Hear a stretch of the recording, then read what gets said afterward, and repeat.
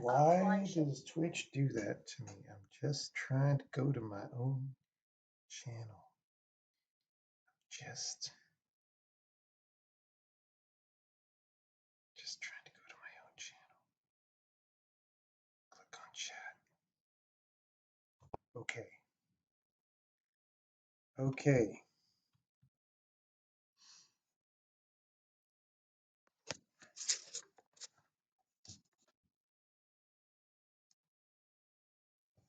Okay.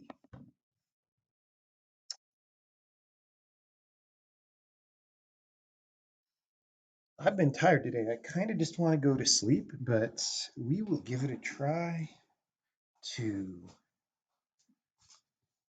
do other things.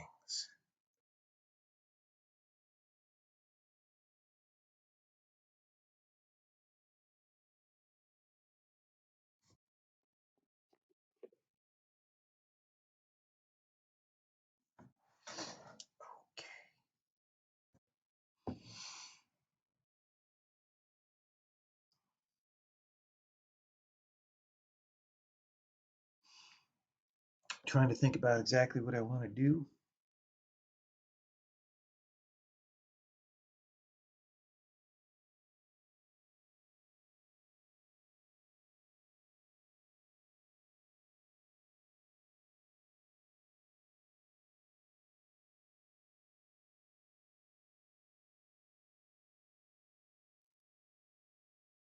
I mean, I kind of want to do this barred particle thing that I've been thinking about for a long time. It's a little bit of a hassle, but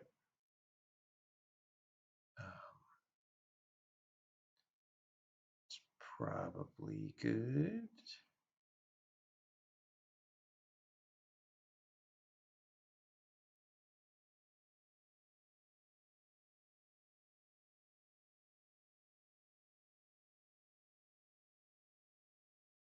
So I have, okay, so this barred thing I want to do, it involves rendering particles. And I have this fundamental question, right?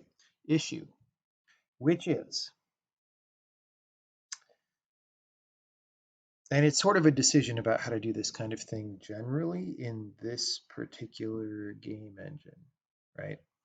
So do I, when I add particles, okay, so I want to do a thing where the bard plays music and there's like some particles that show the perimeter of the charm effect, for example. And then maybe when characters are charmed, there's particles that swirl around their heads and stuff. And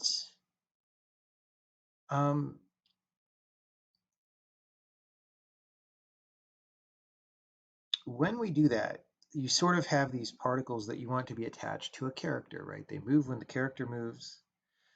They, you know, if the character gets disintegrated or whatever, the particle source needs to go away. When the level resets, you know, they need to go away and so forth, right? If the effect ceases to, so if the character is charmed and you want the particles there, if the charm effect ceases to happen, you want the particles to like slowly fade out. Or if you undo to a time when the charm effect is gone, you want the particles to just be gone, right? Okay, so that's the problem statement. And there's sort of two ways to do that. And one way is you use the particle entities that already exist. And you just create and destroy entities in the world to make these things happen, right? And then the second way is a little more hard-coded, like, hey, you know, we draw some particles based on what's happening. So if there's like 3 charmed characters, then we like write a loop that like generates new particles and maintains them and stuff. And now, okay, so what are the pros and cons of this? The pro of using the entities is it seems like it's less work because you've already got code that makes particles. You just make the entity, right? Now, the problem is you do run the risk of becoming like Unity game engine when you do stuff that way. Like, oh, we sort of goofed in a certain way. We destroyed this thing, and like the particles or didn't go away or whatever. All this stuff that happens, right? Um, Now, part of that is just debugging, but part of it is that kind of when you do things that way, that's sort of the grain that you're buying into, right? You're sort of deciding to cut that way. Um,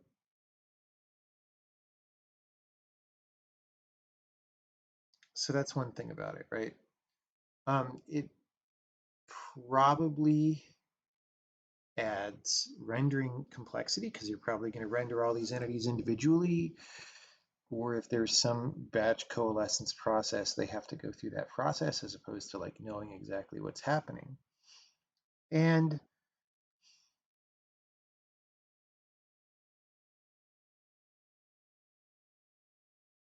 they interact with the undo system, so maybe the undo system like records data about these entities when you didn't want it to, right? In this case, that's pretty easy to get around. In fact, I think we already don't save particles in undo ever. I'm not sure. Okay. The benefits of doing it the other way is you don't have to do weird hacks to integrate with the entity system. You don't have to have all this like entity management stuff. Um, you can draw the particles in one draw pass, which could be more efficient. It also might not be more efficient, depending. Like if you wanted to sort the particles locally to different areas in the screen because you were doing some kind of, rendering with local participating media or something, it might be bad to not have the particles stored in specific entities, right? Um,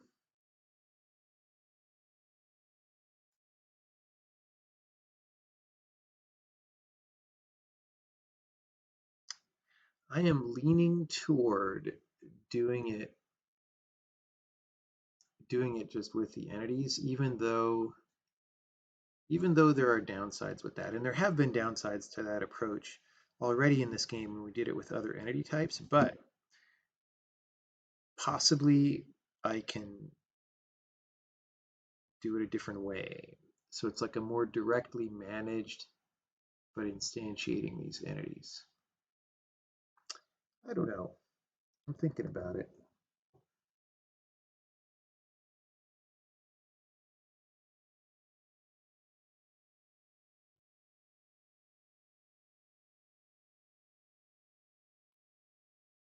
I kind of want to go to sleep.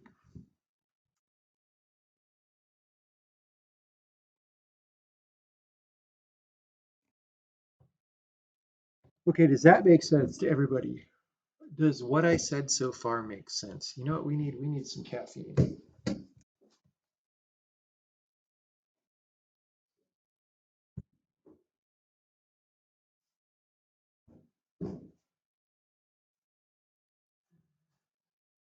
I went down to the lobby and got a toxic sugary drink to celebrate American democracy. And so I'm going to drink a toxic sugary drink.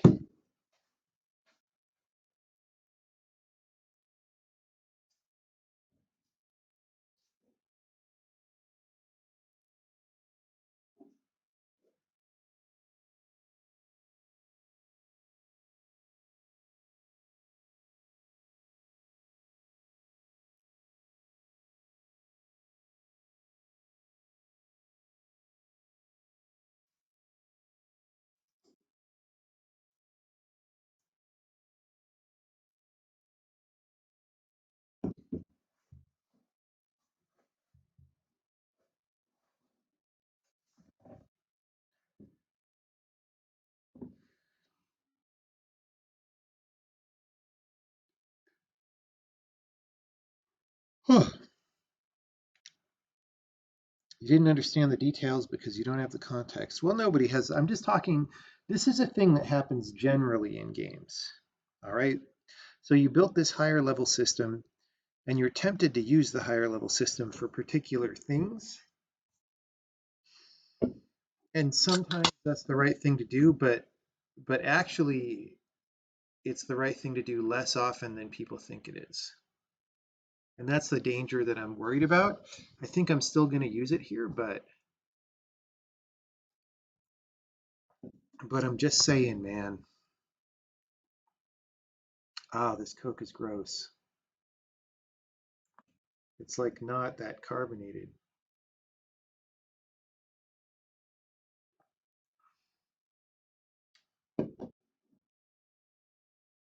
It's like as if it's kind of been open a while.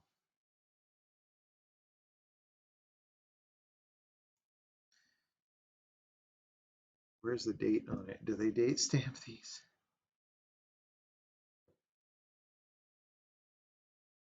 It says February 15, 2021.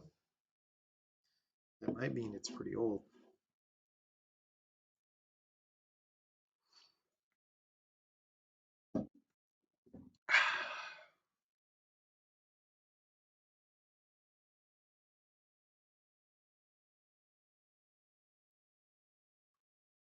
If I don't drink soda for a while, it tastes pretty gross. It's not exactly the taste though. It's just like, it's kind of flat. Maybe I'm not used to it and I've been drinking things that are more carbonated than Coke.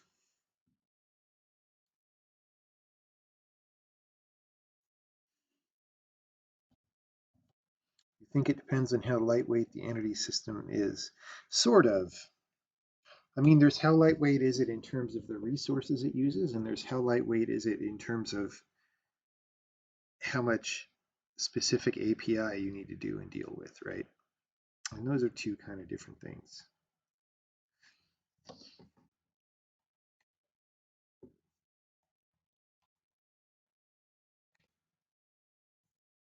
So what I think I'm going to do, in the past, we've done this thing where like when we spawn an entity, we create particles that go with it maybe, and when we destroy it, we maybe destroy those. But this is a little bit different because it depends on runtime variables and stuff. So I think I'm just going to make a system called Bard particles that thinks about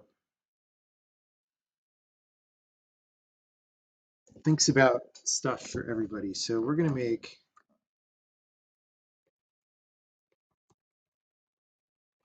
a thing called Bard particles, and we're going to say Bard particle manager, and we're going to have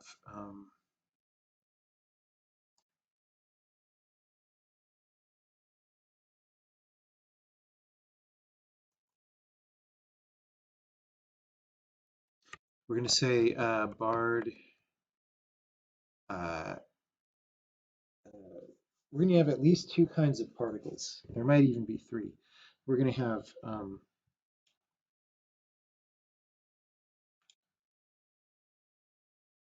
don't know, Bard emitting particles. This is just for when the Bard is playing music, all right?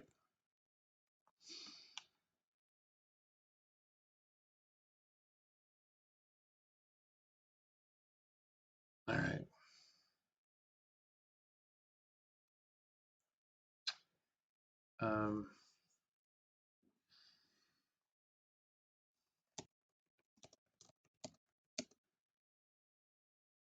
And we're just going to have a radial.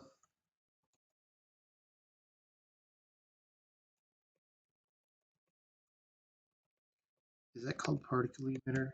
We have a particle source. And we're going to store this by ID. All right, so we're going to have update Bard particles. Right, we're going to have reset Bard particles and init Bard particles. But these are not the same. Note that these are not the same as like constructor and destructor or whatever. These are more reality based. Because the memory for this thing is going to exist the whole time, Bard particle manager is just going to be by value on the thing. So actually, we'll have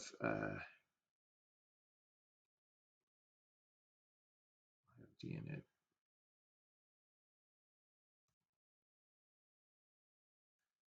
Do I want to bother with reset?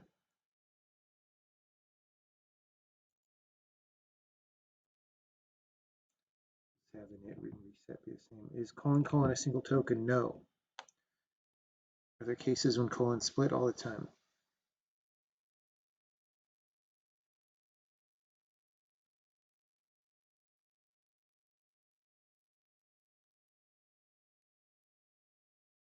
What makes barred particles special enough to necessitate their own particles? Because you'll just see.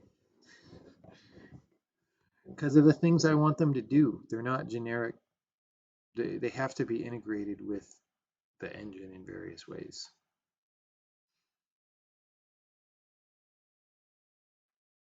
Okay.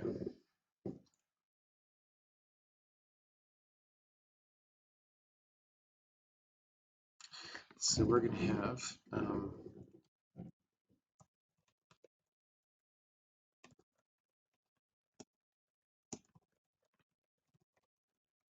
then later we'll put another array of like dudes receiving particles, but we're not going to even do that yet. This is going to have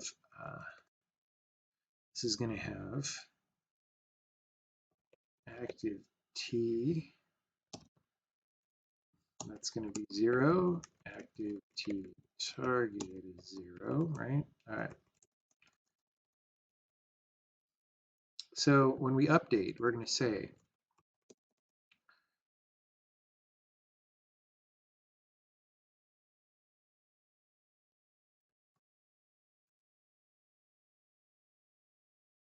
like this is annoying because I've got an entity manager and a BARD, whatever. Manager.bard particle manager, right? And for bpm.bard emitting particles done is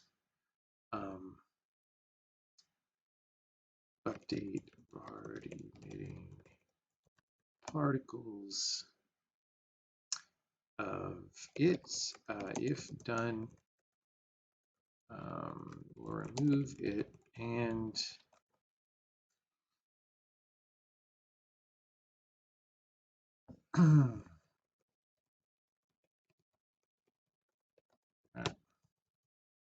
so we just got a packed array of these guys and we just iterate and this function will tell us when we're done. When we're done, get rid of it. Although it might not really be worth deleting this because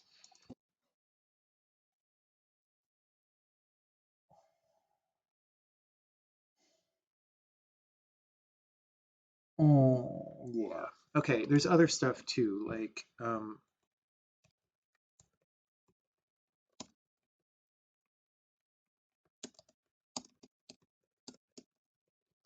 okay.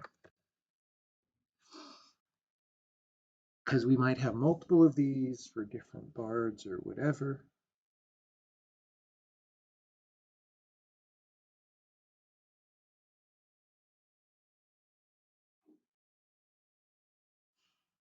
Okay.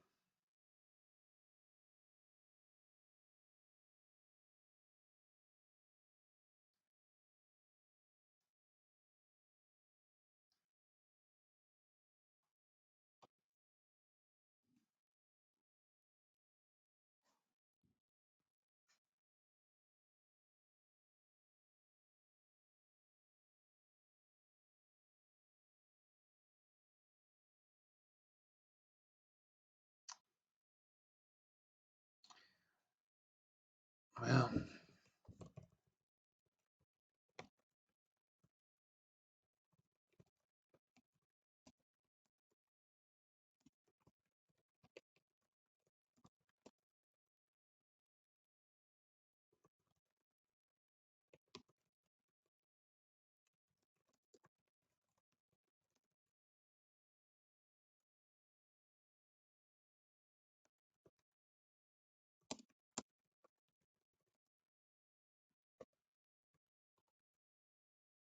call this. Just give it a full ass name, because you're going to want that later when there's more. So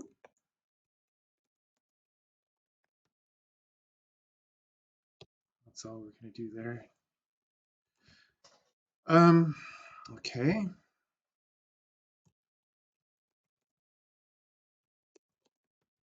Okay.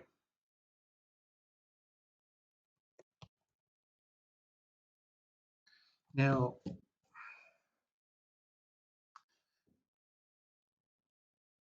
this is a little bit weird.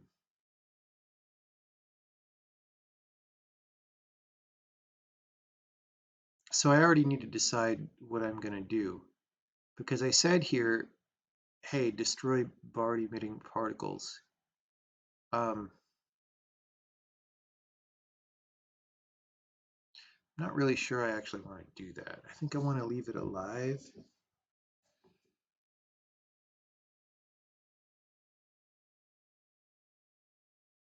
No, you know what? This is fine. Okay. We'll do this. Okay, so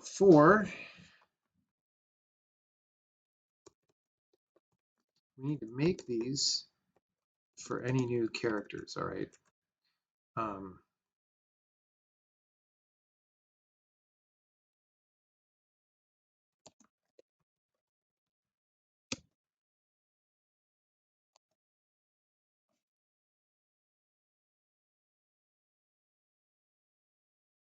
So if this guy cannot charm, then no particles for you, no soup for you.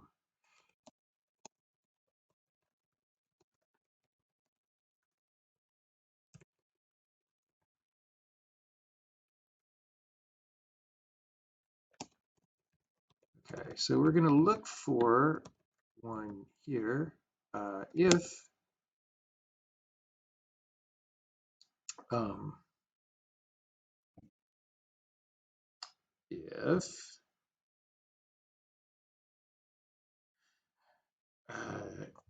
it dot, what did I call it? Bard ID is equal to, oh, let's make this guy so we don't get confused.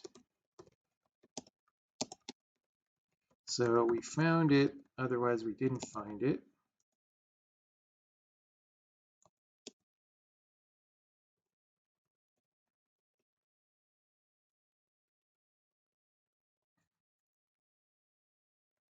Otherwise we add.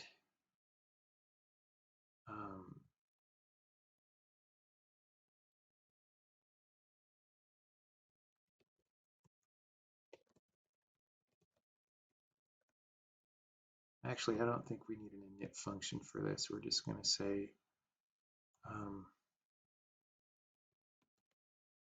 p dot, or yeah, p dot bard id equals guy dot nbid. So at the end of this, we have a bard emitting particles for every bard. Oh, that's active. Let's do that.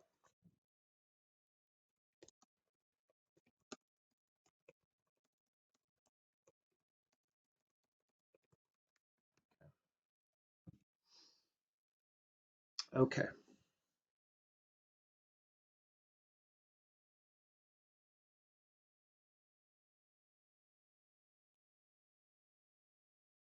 Yeah, I know there are website issues with the witness webpage. I honestly, I keep trying to get people to handle it, and like,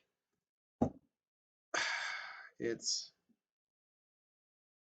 basically not possible, as far as I can tell.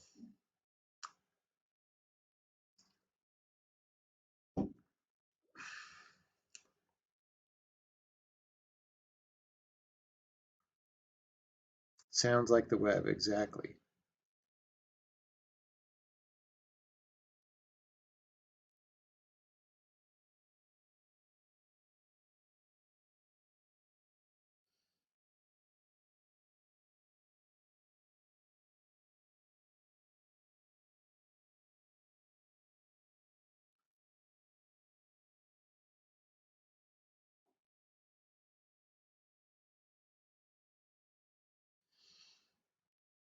Okay, anyway, so for the barred emitting particles, we update them and or destroy them. Okay, so we need to make the update function. And actually, let's call this barred particle manager because we were going to have an update barred emitting particles and so forth. Okay, so I should just put manager in the context so I don't have to pass it all the time. Whatevs. I'll do that someday. So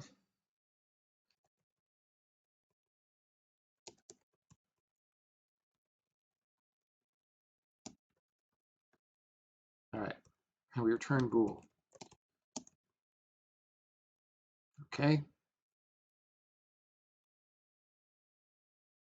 let's do this. Let's say game report created, right? And then here we'll say game report destroyed because we're not actually going to render any particles yet because we just want to make sure all these functions are getting called correctly. So that's just going to put text on the screen when we create or destroy one of these. All right. So when we update it, we're going to say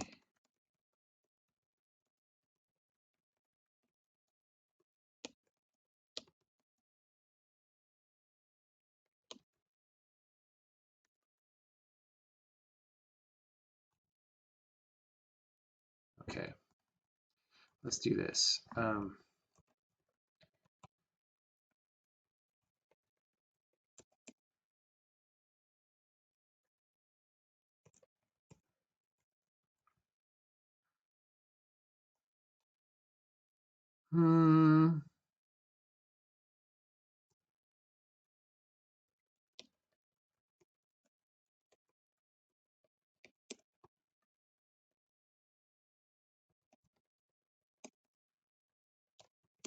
Okay, we'll do this. So basically, when we want these particles to be going toward full strength is when we find the character can charm, and the character's active, which also means the character's probably not dead, but we'll check for it anyway. So in that case, we want it to be active, otherwise we want it to be inactive. And then we slowly fade it, right?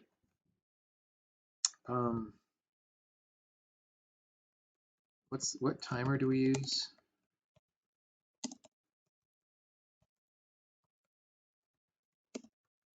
Come on, how am I not finding a DT? Oh my God. What is your guys' problem?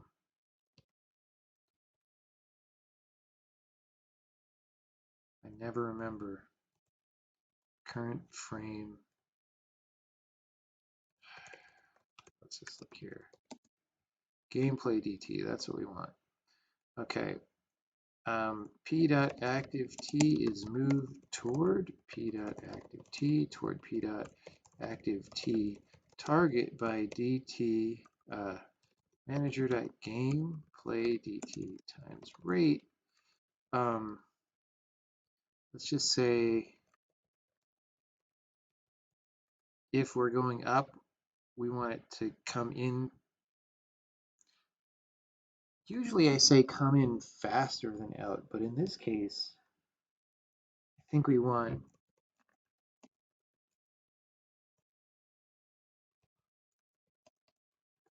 it to go out fast. Okay.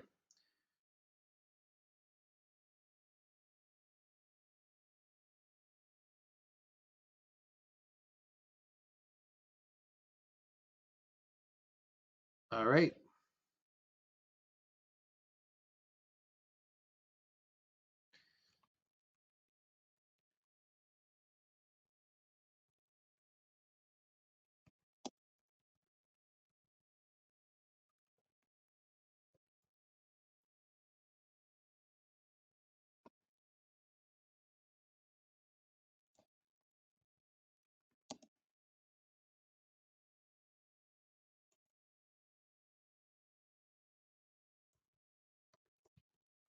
So we're going to grab BPM here in both of these cases, and we're going to say for particles destroyed bar emitting particles manager it. All right, and then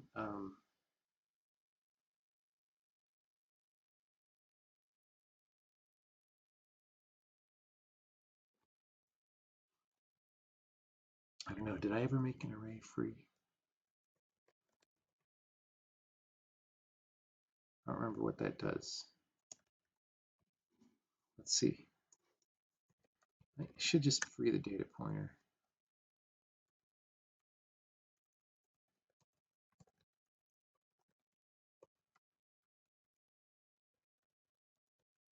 Yeah. Okay. So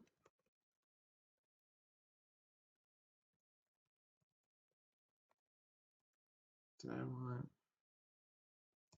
this works fine either way.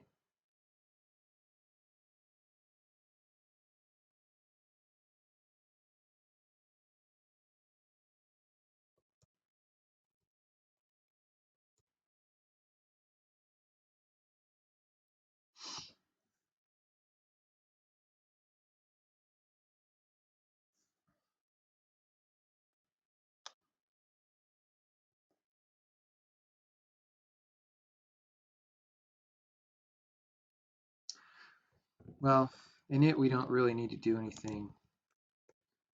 Let's do a reset. Like I could just do a D in it and then an init, but I kind of don't want to do that. So that's kind of it. So then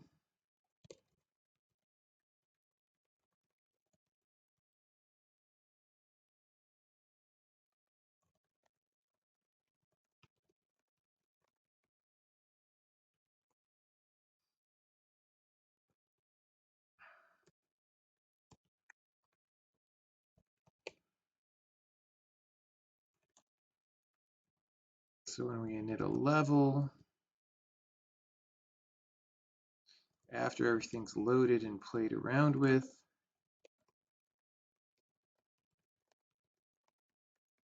and then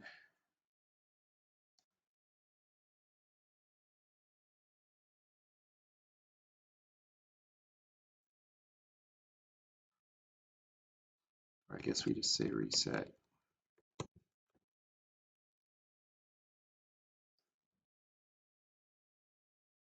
There's also, okay, when we do an undo,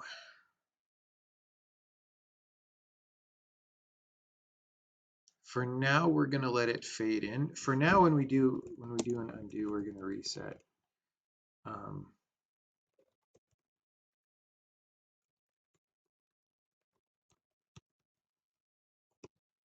But I think we're going to want, actually, let's pass a parameter there.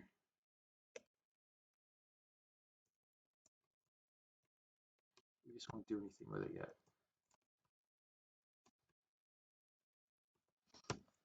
Because, for example, if a bard's singing and stuff,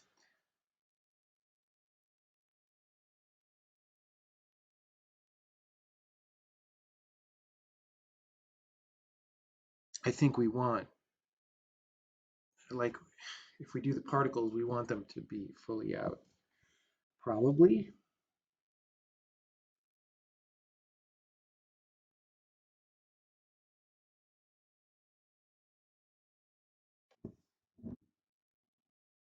Probably.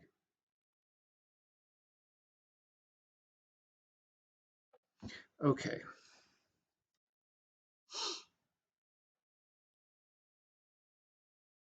So this is all just hooks right now, right? Like it doesn't actually do very much. It does a little bit. But the little bit that it does is very pedestrian and usual.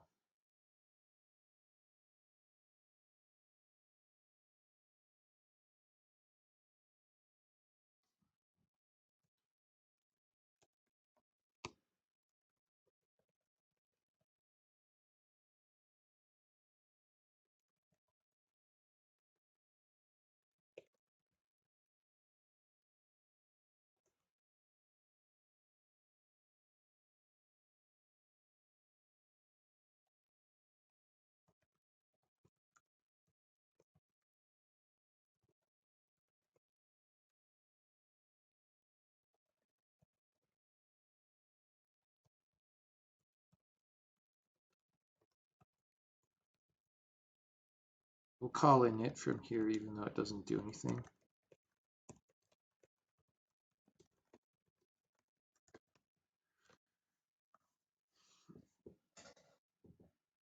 Okay.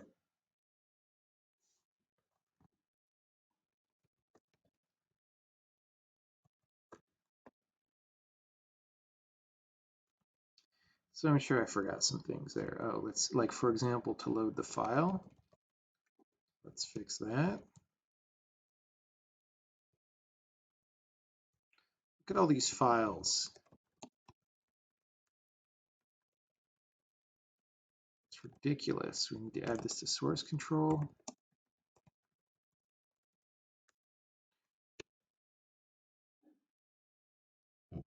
We need to put it on the entity manager, right? We forgot that.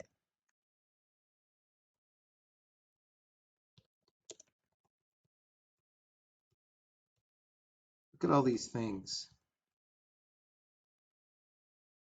Except that's the entity.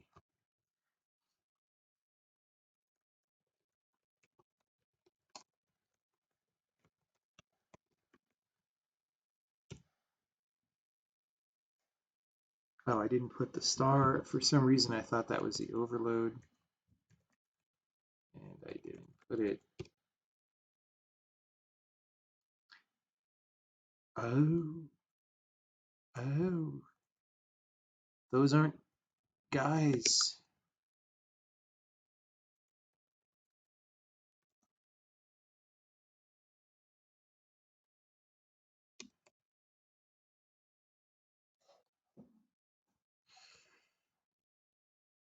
Okay.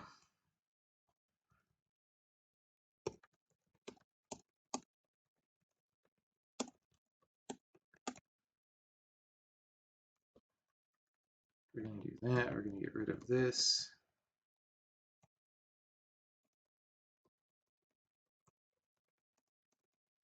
Because we could get some other kind of entity, right?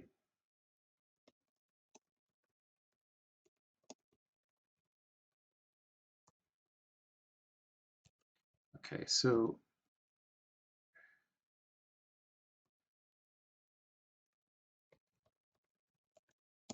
we're just going to set this to 0. We're going to set that to 1 if we succeed.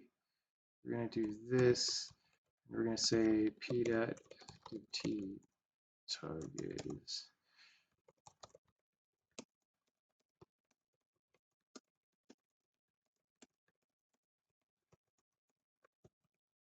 All right. We didn't actually need to store that on the thing.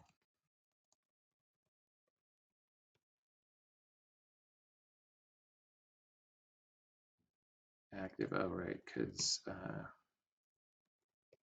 that might be true for dead also, that I switch these to functions that test flags. Yep.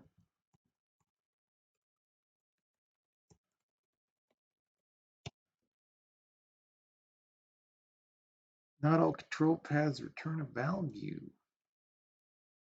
I failed to value value. Okay.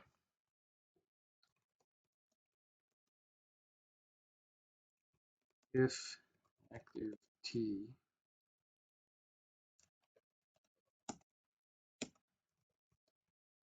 is greater than 0, return false, right? So we want to say return true when it's okay to destroy this, which will only be the case when we're at 0 intensity and not wanting to go up.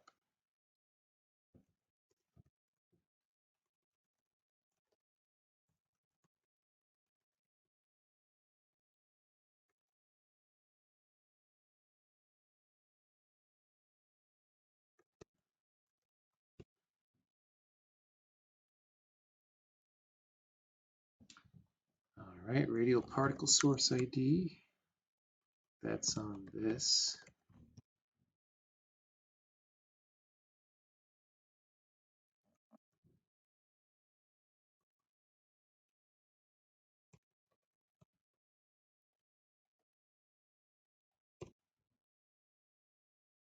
All right, we finally compiled. That's great. How's it going, everybody?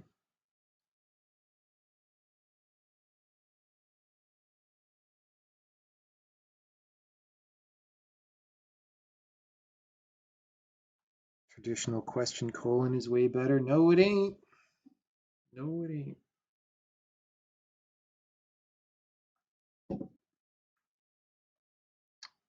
There is something that you don't know that makes that not true.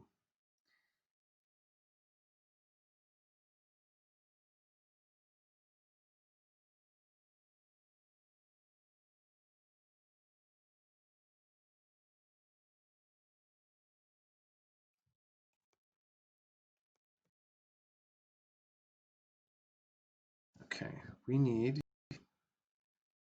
let's make this a little bit of a more comfortable level where the BART is not down in the water and there could be two dudes. All right, so we didn't call the update function, firstly. So we need to do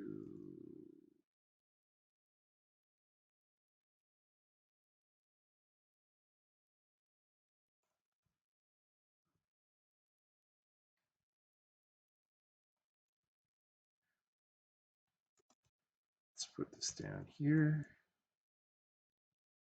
Dude, this laptop is so laggy. I feel like I'm editing over the internet. It's crazy.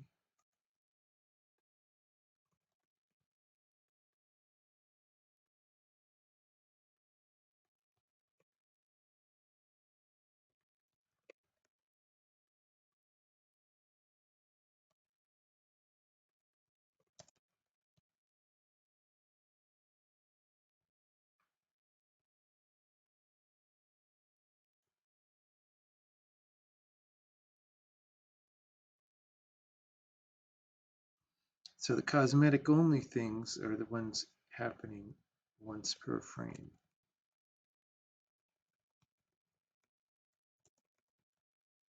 Kind of not sure why we're passing the, oh, yeah, all right.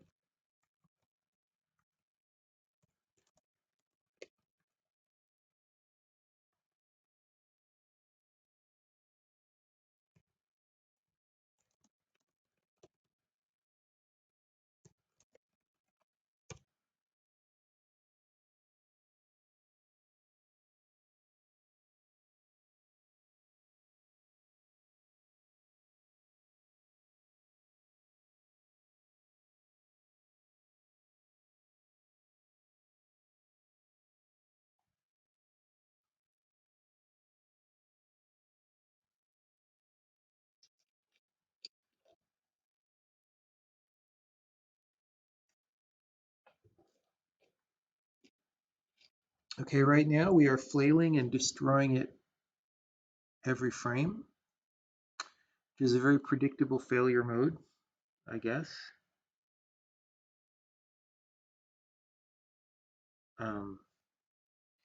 That would happen.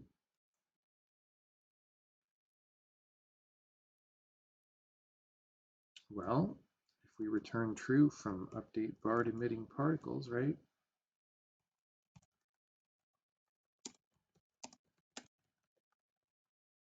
So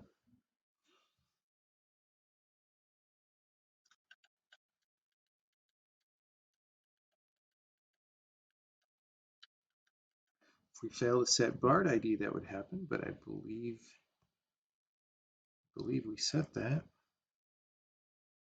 Looks like we do.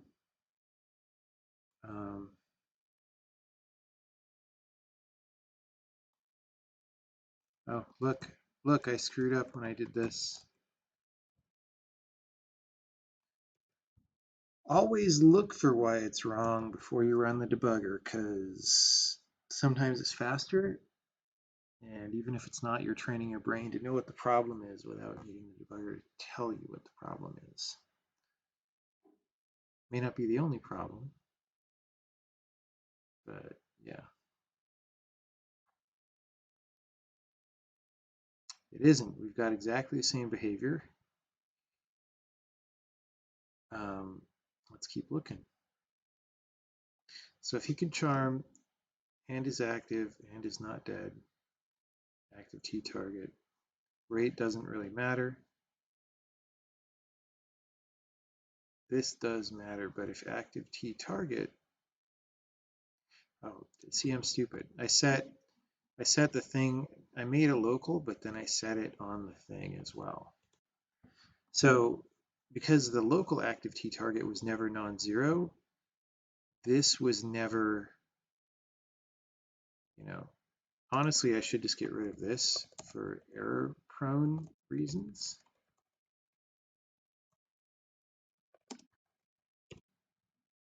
Although you might want that, you might want to like visualize that in some way or use it from some other code.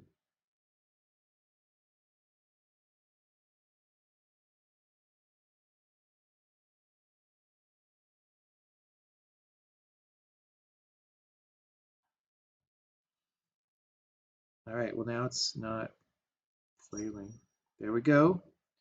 So, you know, after I switch, some amount of time later, it says created or destroyed. A little bit of a lag.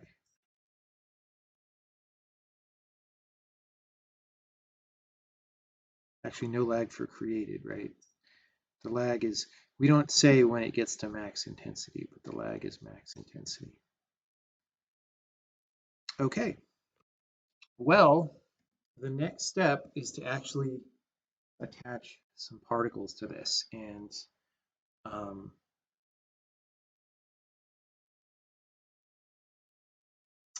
we will make better particles later, but for now, we can use just some particle definition. So right, here's just a file where particles live. And I could grab some of, we have weird visibility problems, but I could grab some of them here. Such as, I just want something that's reasonably visible. And that, I'm actually not sure. You know what? Here we go. We could just copy one of these and call it something else for now. Call it,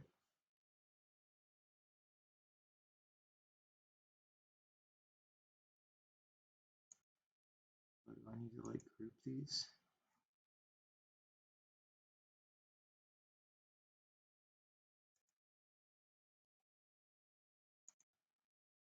I don't know if I can do this without a group. We'll try it. Entity name, barred radial particles. All right. So this gets loaded invisibly when the game starts up, and then the game refers to all these to make particle sources.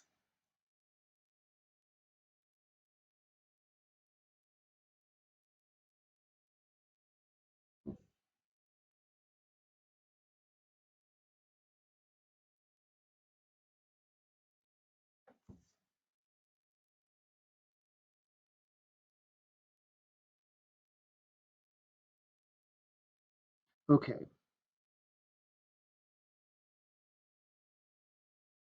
So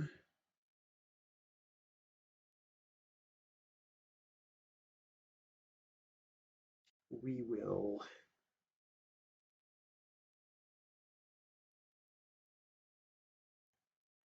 we have some function called like find particles, right? Well, we definitely have spawn particle group. That probably uses something else. Because we don't actually want to spawn a particle group. Well, we could do that actually.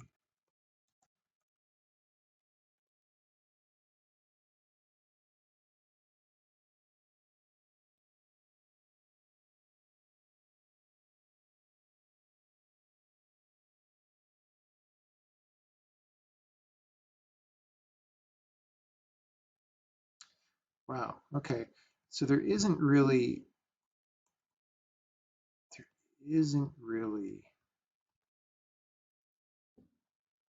a thing here.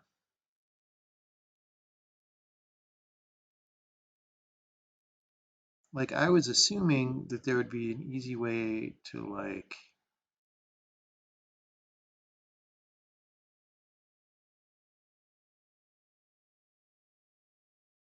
or to look in there.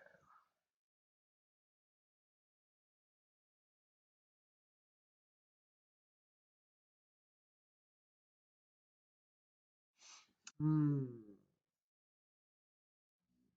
See, now it's even crazy. So this one returns a group, potentially.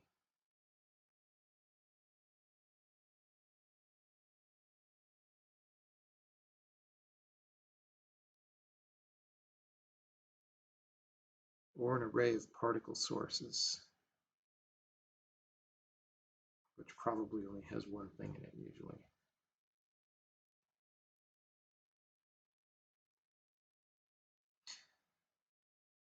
We're just going to use this, I guess.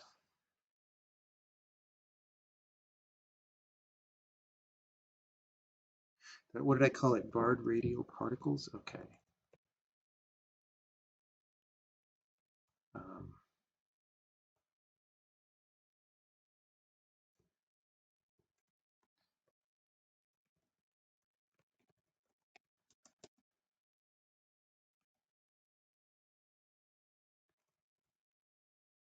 yeah.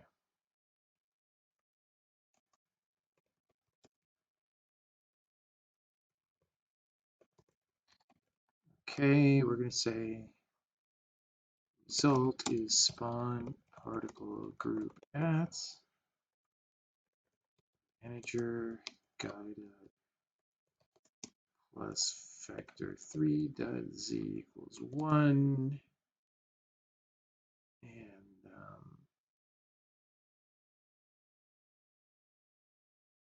we're just going to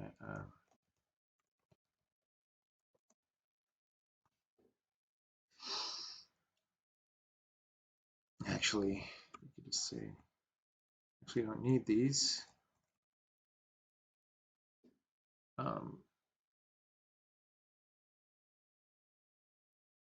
Barred radial particles.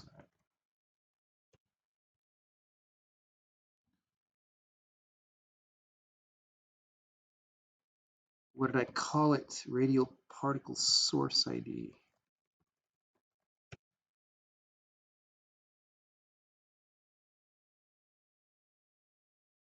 Any tips for balancing program design with technical skill limitations? For example, suppose I decide for whatever reason that real-time global illumination will make my game better, then I try and fail to implement it, wasting time and energy. How do I avoid this?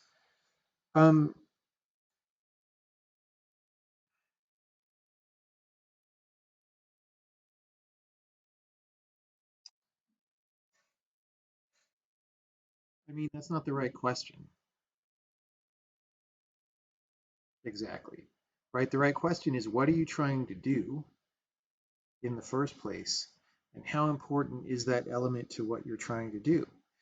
If it's very important that the lighting be a certain way, or functionally at least, if not aesthetically, then failure is not an option, right? So like you're gonna need to put this in context, but this is not a general rule kind of thing.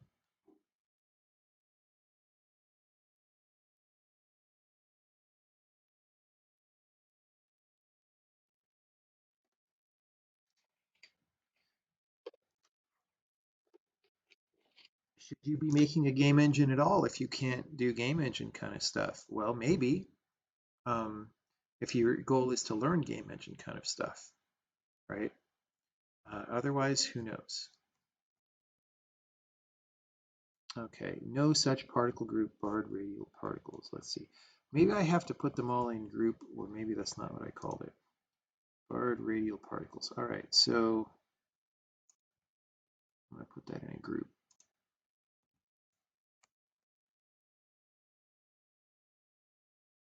Wait, what? That's supposed to work. Bro. What?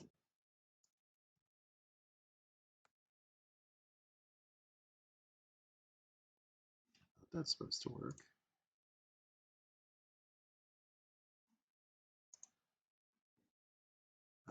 Where's my groups?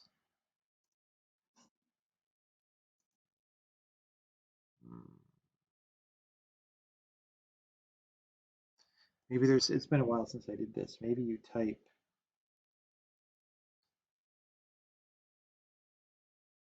I don't know. I'm going to make a new group. How do I create a group? We probably have a shortcut.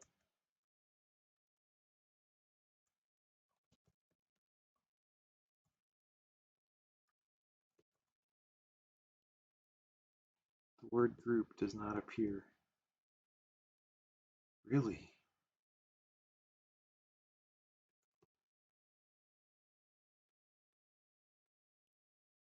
Oh, I was in the wrong key map file. Group, select, remove from group. That's it?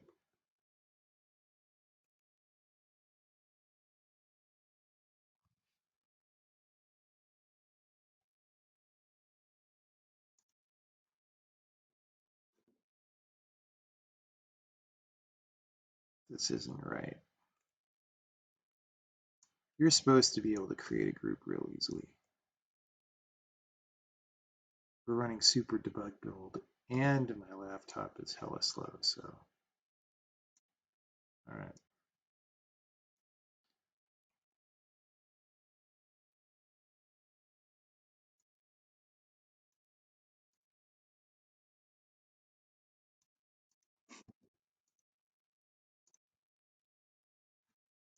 So we're going to put this in the group, and we're going to put that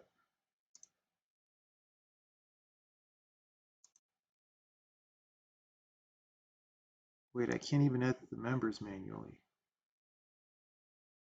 Oh, come on, bro.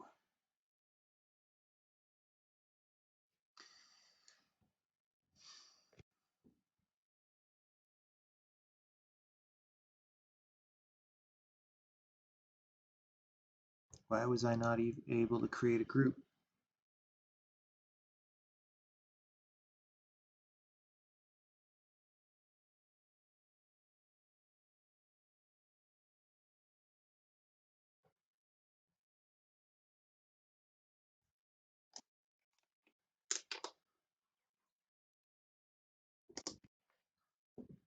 See, it's supposed to be that when I type something into group ID, maybe it's not.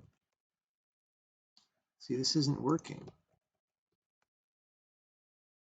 Wait, it did it that. It did it that time.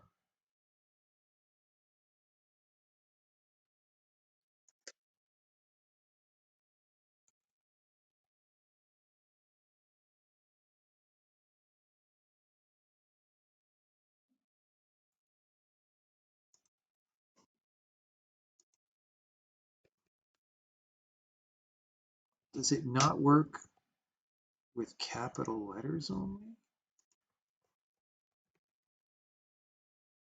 No. Does it not work if it's the entity name of something already? Yes, okay. So it failed because this was the name of this entity already. All right. Anyway, so this guy's in this group now. Who knows what'll happen? That was weird. We should like pop up an error when that happens. I want slightly faster runtime.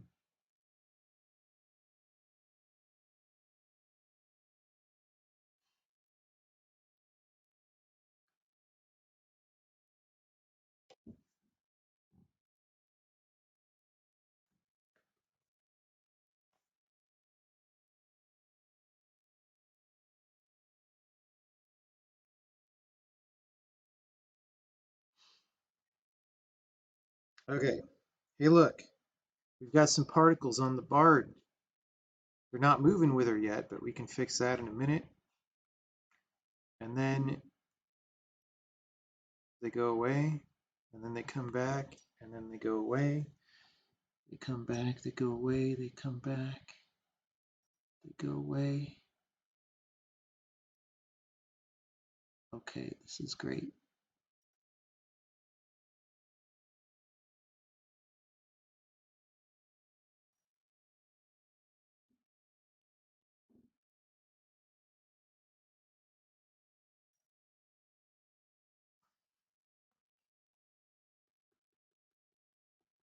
They don't go away on undo, but that's because we didn't set the flag that says to do that.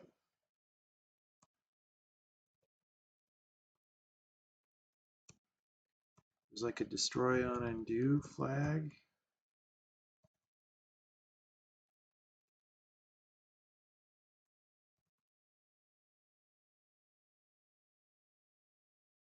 Or maybe it's just a number on it.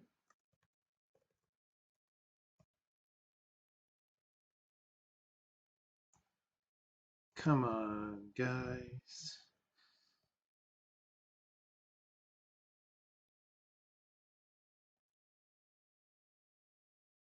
Is there like a flags?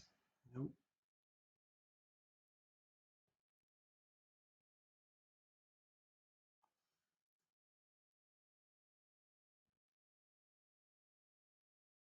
Delete on undo. There we go. Bam.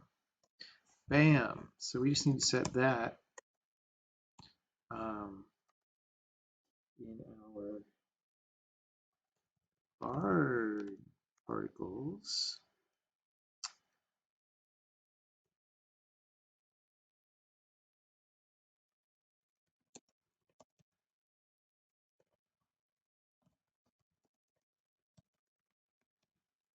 Okay.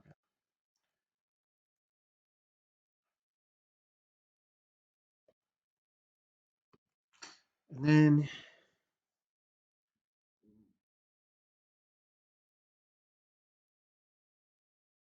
we're not going to use mounting, which is one way of doing this.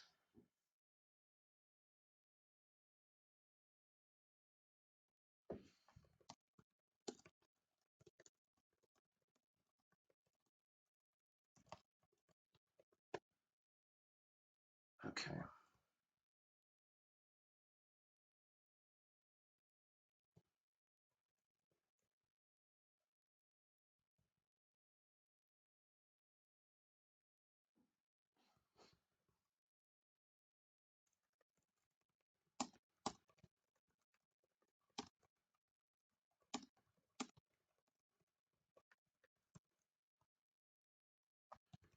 Manager P dot, what's it called? Radial particle source ID.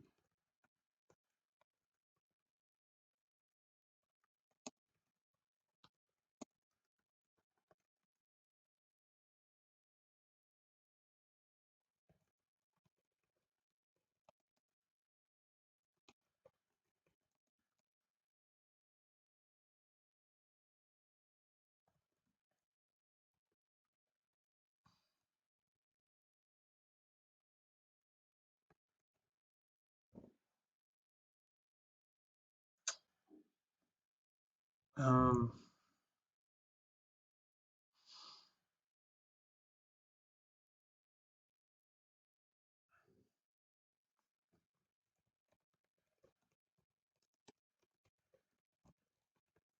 okay.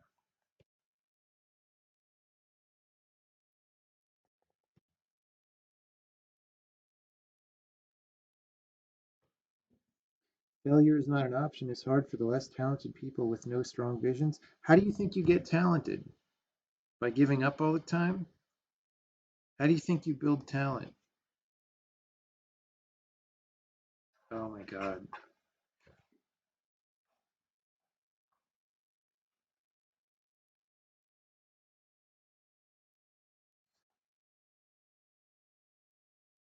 Okay, so we're not setting the visual position, and it's being frickin' tweaked by the move transaction system, which is not really something that we need. All right.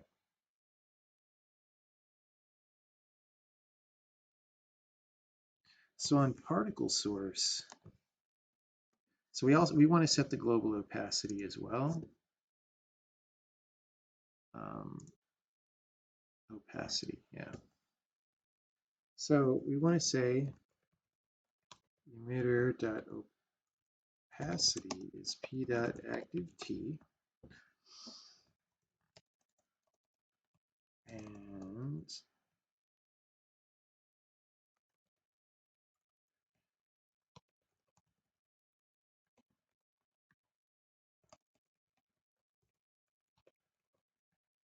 but like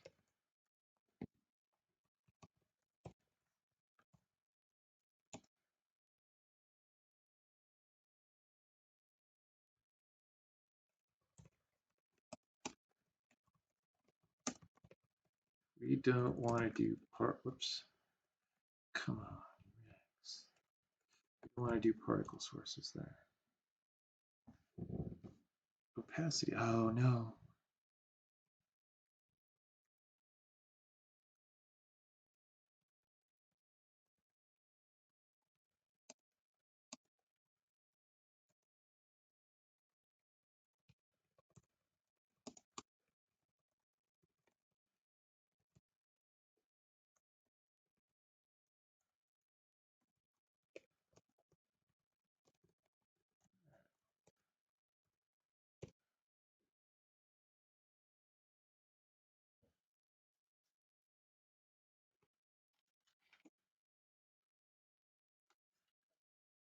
I didn't finish the rest of the reply slash question. I think I'm right though. Often the problem is what is actually necessary to do.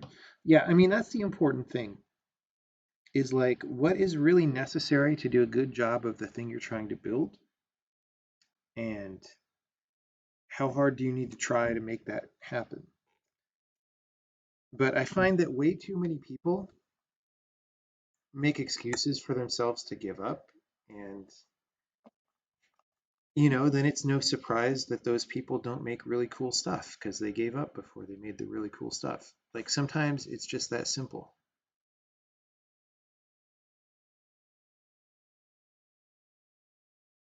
Okay, I grabbed the wrong position because I'm stupid.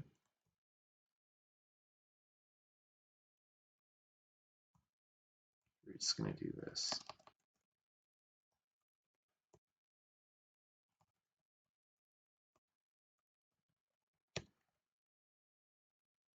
Do this even.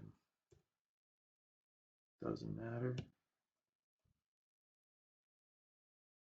It's so easy to give up though. Yeah, it's also easy to just eat cheeseburgers every day and die of diabetes arteries, right? Like,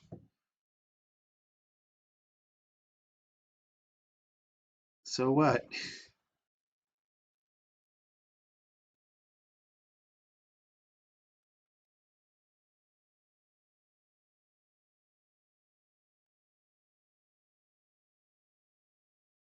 You know what's hard? Landing a rocket ship on Mars.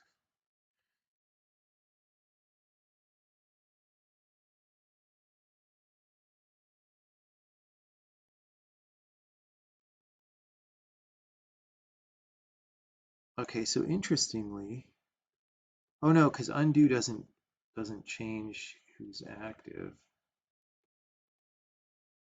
Yeah, so see there how it's warming up like that?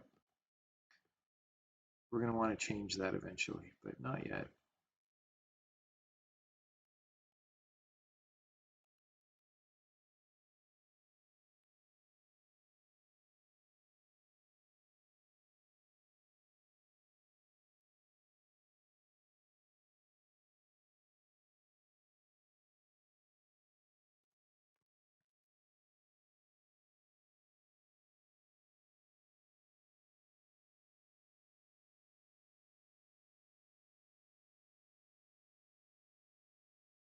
I should have a cheeseburger.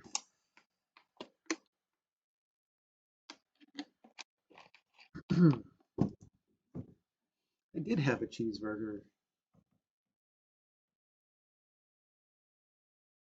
like 3 days ago. It was pretty good.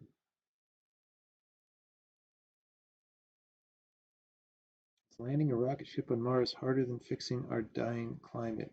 Depends on how you define hard.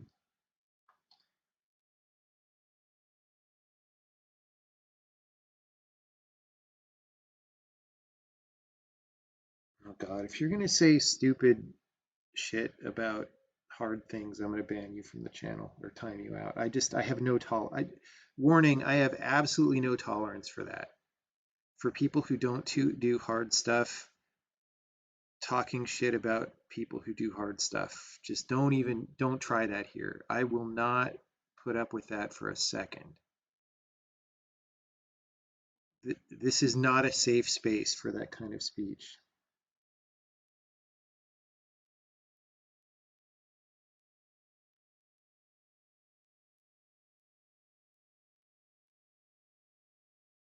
To fix the climate, you need to get all of the humans to actually do something. That's probably not actually true. If you think that, you haven't been keeping up with the news.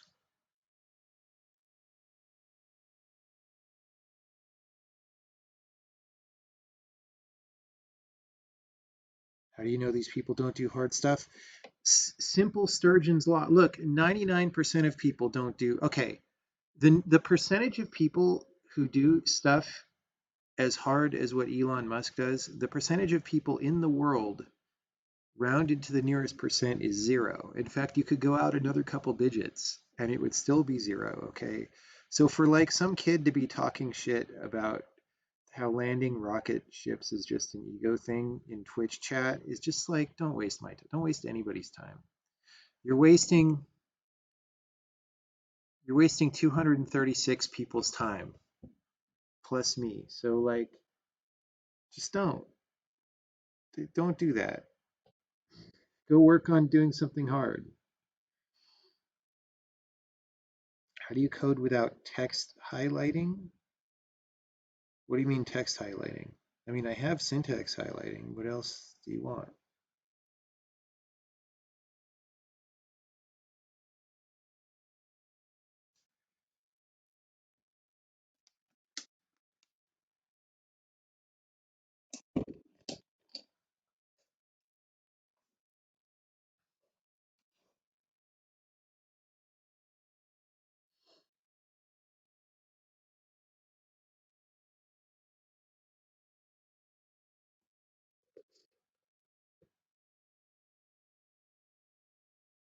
All right. I don't say I didn't warn people.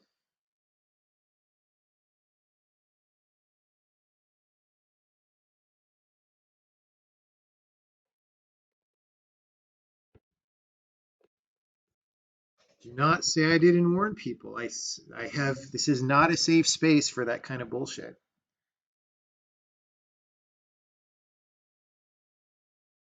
Now, it's a very weird politically fraught thing because, certain factions of the political left identify with, first of all, they identify with not liking billionaires, which, like, hey, there's some good reasons for that, I guess. But they don't seem to care whether those billionaires are like leech billionaires or actively useful billionaires. In fact, it's like a point of politics to not admit that those are different things and that all billionaires must have taken their money and don't deserve it, right? And so I just at some point this gets so crazy. Like people just like the guy who said that stuff who I just banned, like he didn't make that up. He heard that online from other people who rehearsed it with other people who rehearsed it with other people. And like at some point, I just can't do it anymore. I just can't, like, think for yourself. Don't just repeat what you heard on the internet. Think for yourself. Look at situations from first principles and evaluate them as opposed to repeating what people said in order to get in with that group. It'll help you in the long run. Anyway,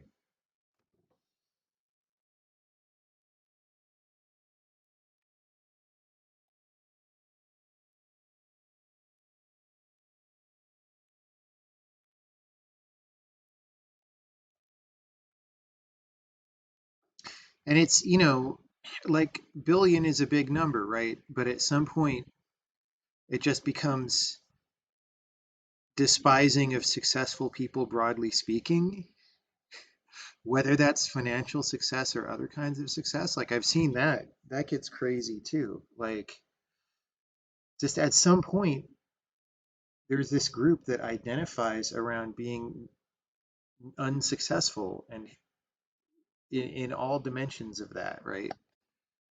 And it's poisonous. Don't if you find yourself getting in that with don't do it. Get out of that as fast as you can because it's bad for you.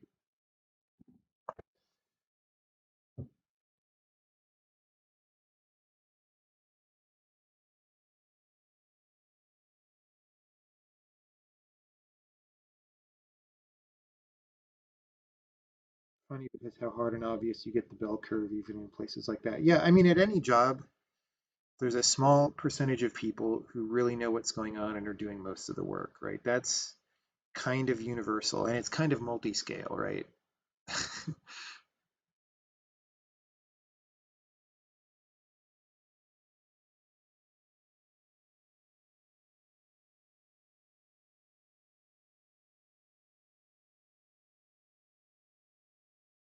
The square root of the amount of people is what you've heard. Yeah, that's probably not far off.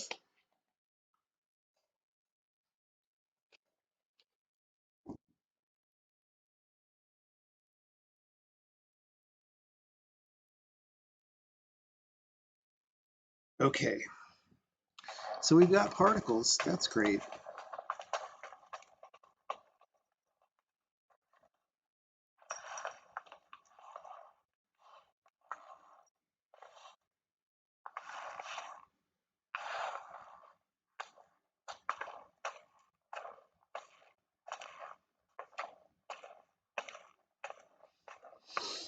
So now I actually want to,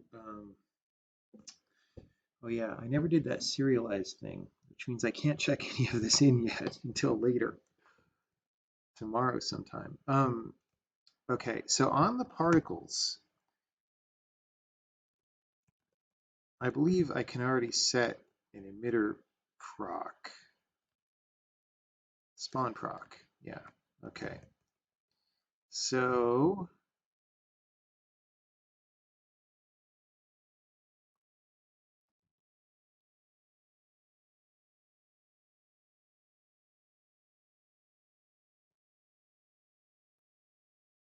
we're gonna say, where do we spawn these particle groups? Okay, so we're gonna say,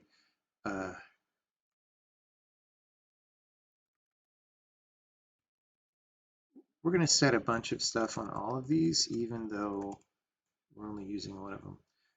It.spawn proc is spawn particles barred radial, we're going to call it. And it.spawn proc, we don't have a void pointer? I want to like set some, all right, we're going to put that. Oh, because we don't, right.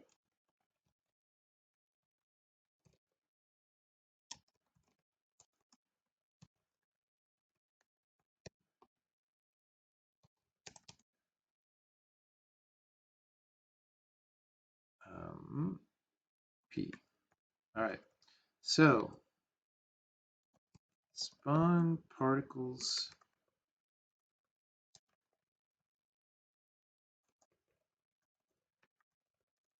barred radial. I forget what the parameters are, but anyway, we want to say P is cast to, what's it called? Barred emitting particles.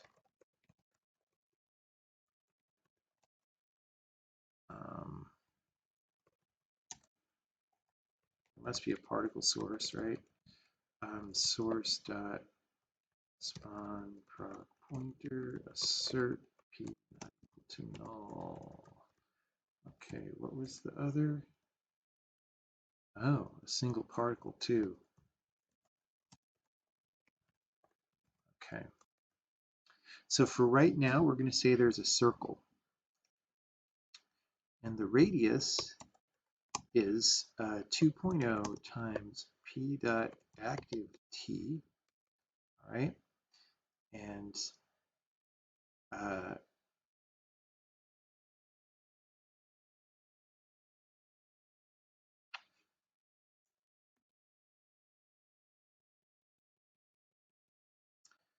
don't remember. I assume this gets filled out after the rest, so I just need to do position, right? What is particle? Yeah.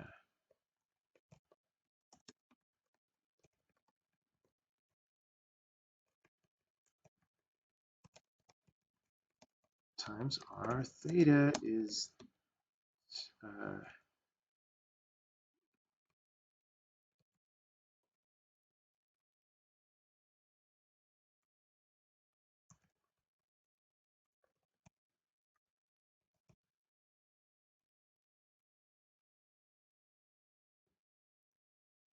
random get 0 to 1 times tau, so that gives us anywhere around the circle.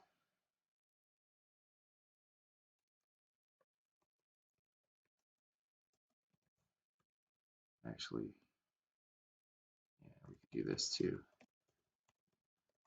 Let's do this. It's a little more less having to think. All right.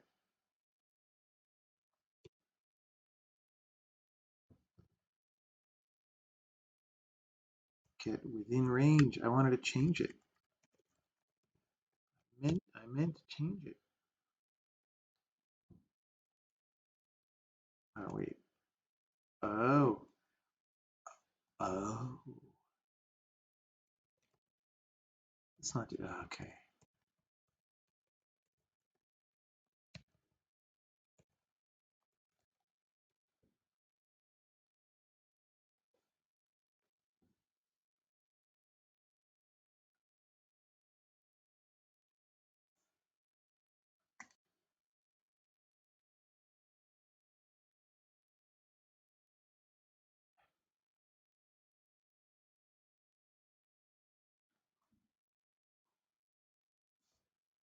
All right. Well,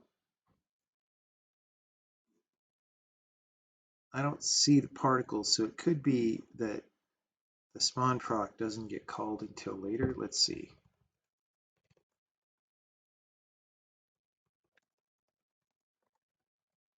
So I'm probably going to expect to see a bunch of non-filled out fields there.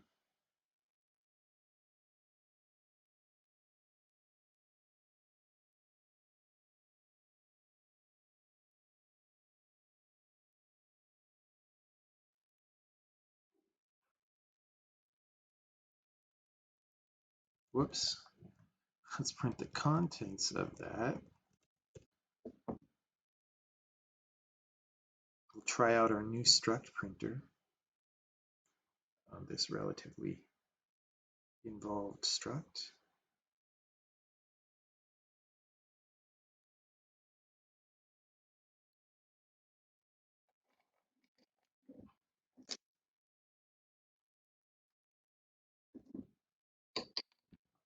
Okay. Okay, first of all, let's just make sure that it's not down here, right? Because I haven't used particles in so long. I'm pretty sure it gets transformed along with the particle system. The problems are going to be these other things. Yeah, so like size is 0 and all this stuff. Why can I not stop? Dude, this laptop literally lags like it's actually in China. Like I can't, like the keyboard doesn't even respond at some point. Yeah, so like particle size is 0, all these things. So really what I want to do is I want to call the spawn proc after, but I thought, I mean, don't we already use these for,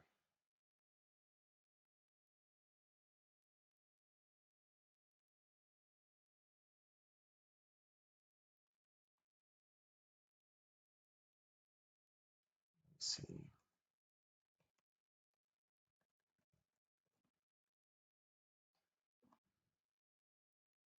Oh, we have a per frame proc as well. We may not ever use that. All right.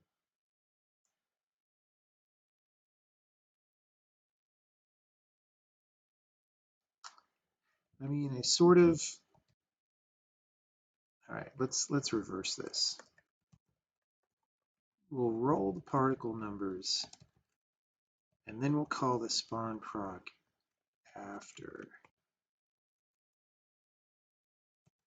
right? Which is slower, but probably more useful because you're just modifying the particle.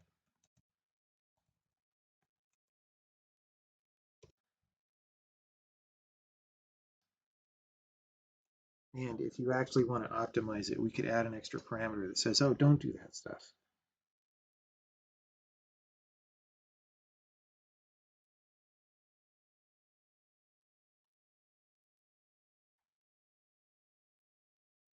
There we go. I'm Razor from Dota.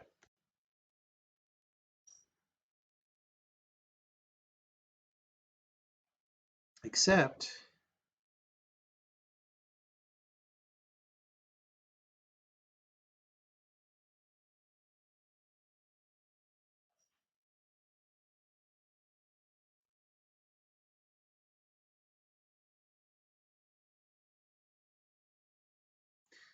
we're slowing down from printing all the time.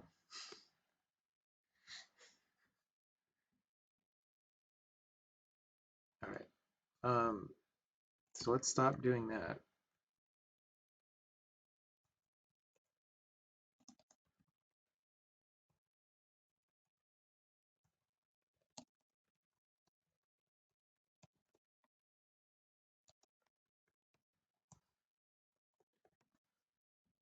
Okay. Now, I kind of want it, circles are nice, but I don't want it to be a circle. I want it to be like a super quadric. Is that what you call it? Where because I want it to go just about out to the edges, but I want it to like round out around the edges. And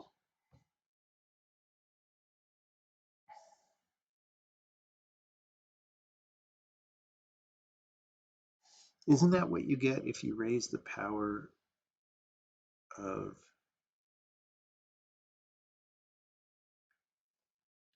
the things? Like, okay.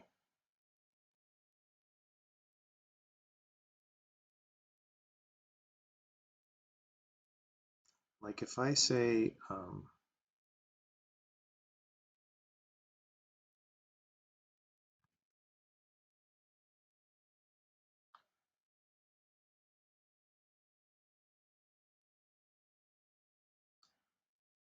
okay, let's say, I'm just going to make separate variables for these. Right. Now, instead of this, we're going to say, so if I did this, right, that just makes RR1 all the time.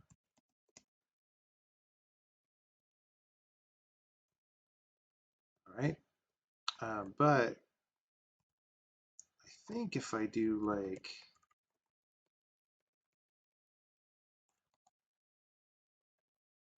isn't that how that works?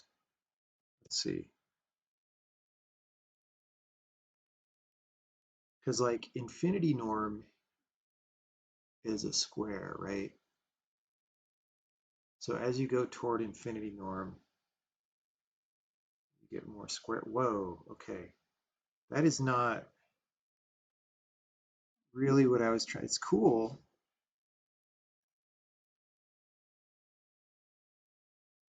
Oh, I forgot the active T part. Wait, what did I do? How did I get this nice looking ellipse here?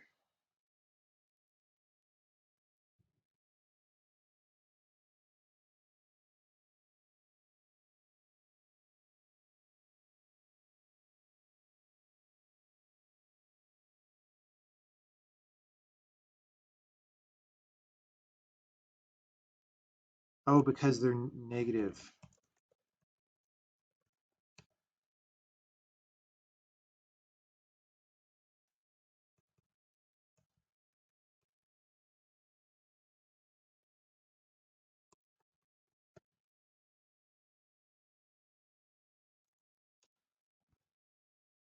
What that looks like. Oh, I forgot the active T.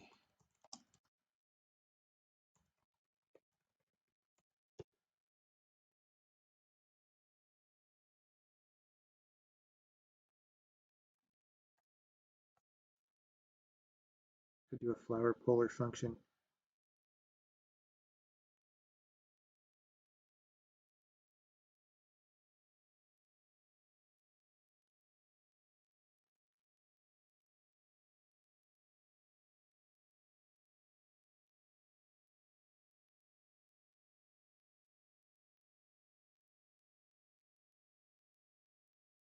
We'll look at some possibilities in a second. Okay, well that is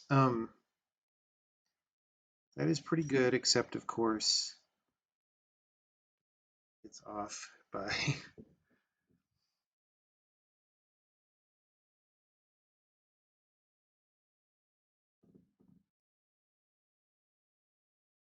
45 degrees, which is annoying.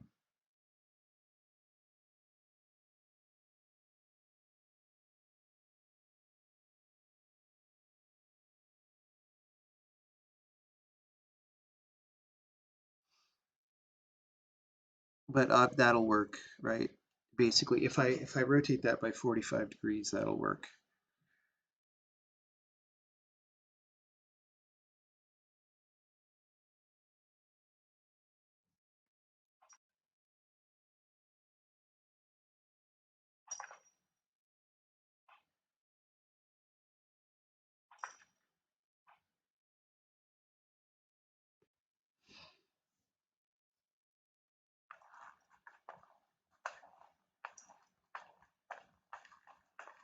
Maybe I actually don't.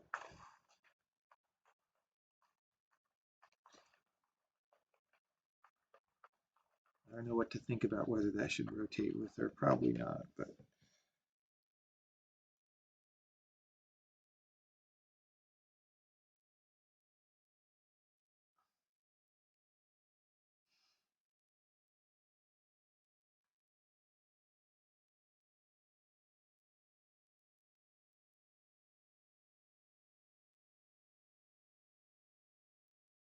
all right, so to rotate that by 45 degrees, I don't think I have a function for that. So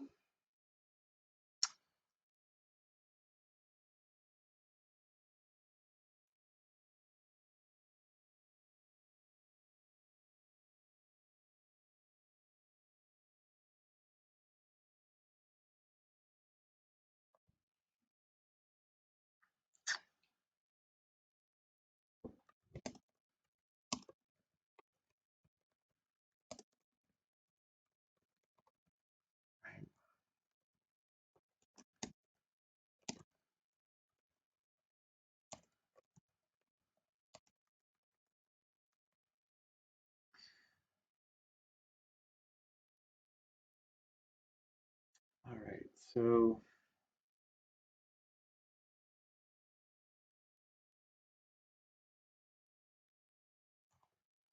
we're just going to say R is root 2 over 2, which is 0.7071 something. We'll make that better in a second, right? So result,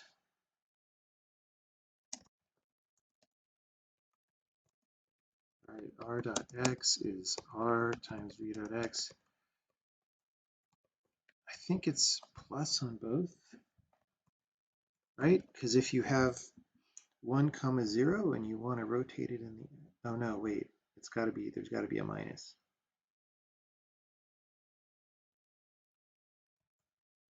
right?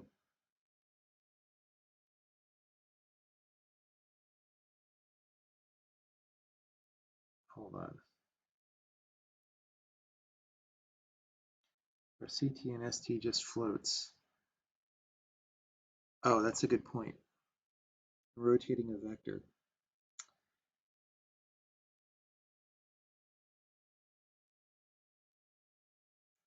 That's fine.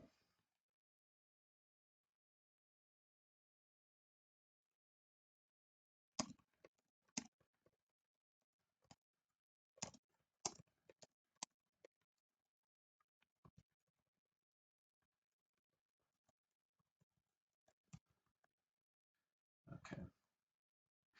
So I never remember this, right? So if I've got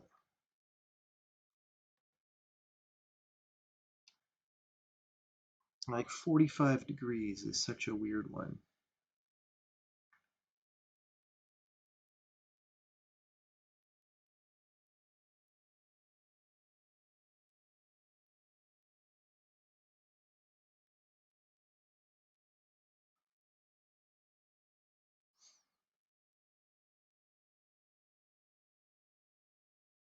It's actually minus here, plus, right? And then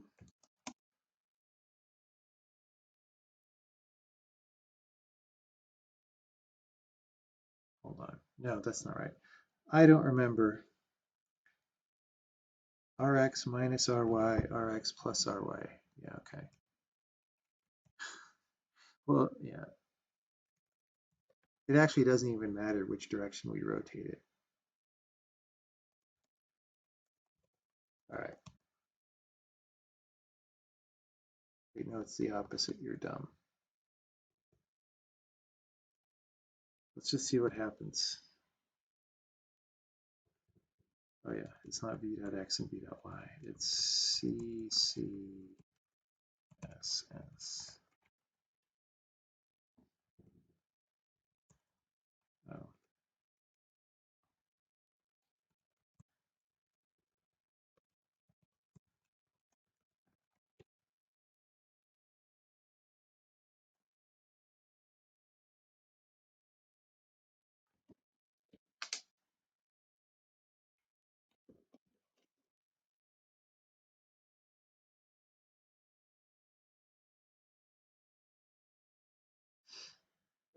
How bad did we screw it up? Not at all. Okay. Problem is, radius needs to be 2.5 because of the half square in the middle, but then also, okay, so yeah, see the y coordinate, I was putting it at her head, which is not good. So this is 2.5.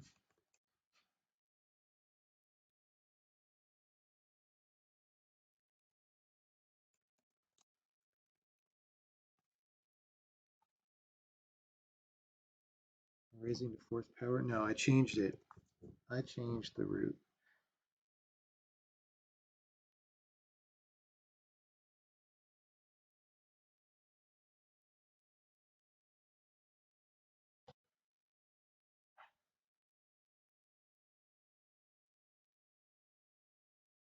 Um,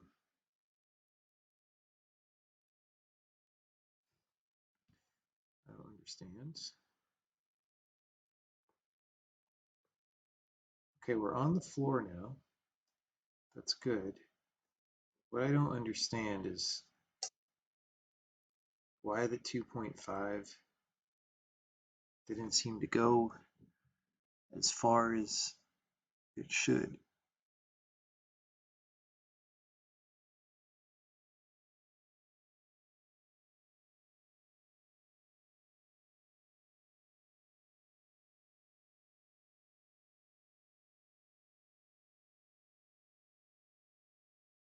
That's pretty weird.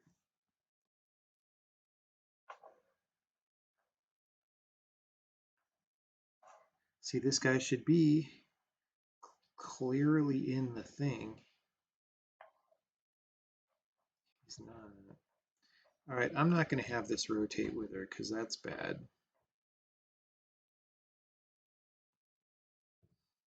Let's not do that.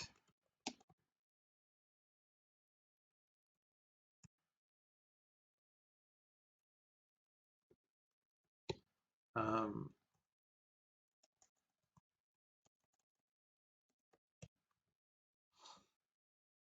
what is going on?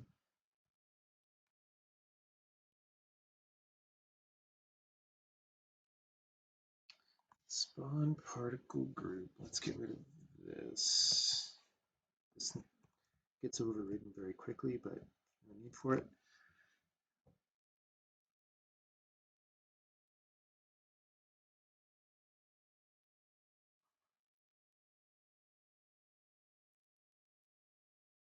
I mean, what?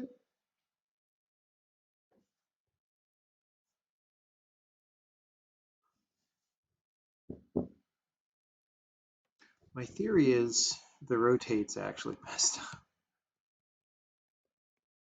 I don't know. Let's see. Maybe it's not.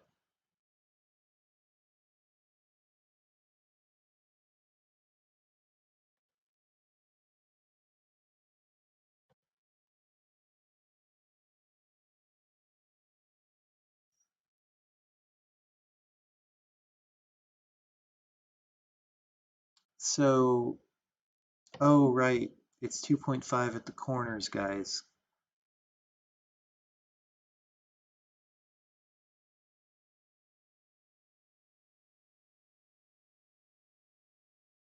Obviously. Okay. So that's fine. We're just going to juice it a little bit. Should I stop and do the math? Nah. Because it's just going to be tweaked to taste anyway.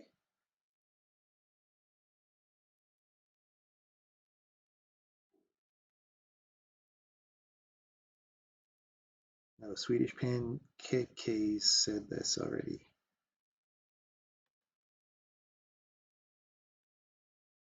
Okay. I mean, I think I want it to be a little bit bigger than that, right? Because I want, and maybe we want 6 power, honestly.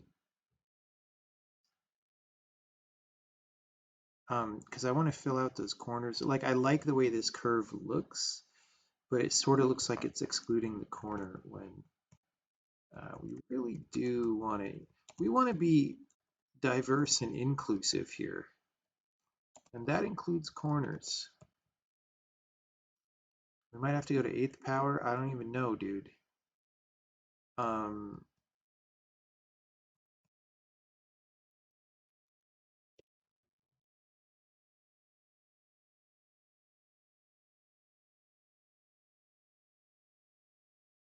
Probably around 3.53. No, because I don't want the sides to be out too far into the next square. That's the thing. So if we pump it up that high, we'll be including the middle of the next square. No good. No good.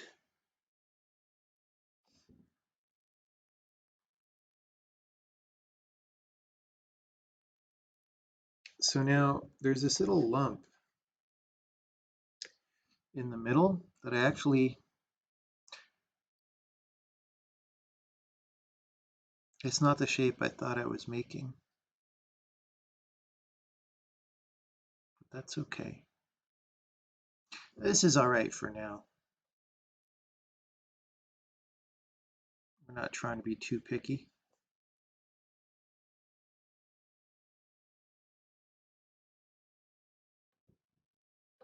Actually, so instead of fading out the particles, I forgot that that looks bad when you do, like, so when I switch from her to the warrior, the particles are just fading out. They're also pulling in, but they're fading out, right? We don't want to do that.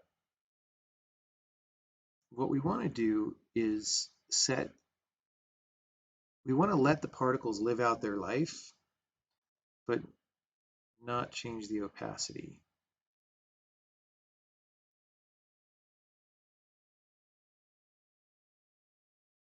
Because that always looks better. So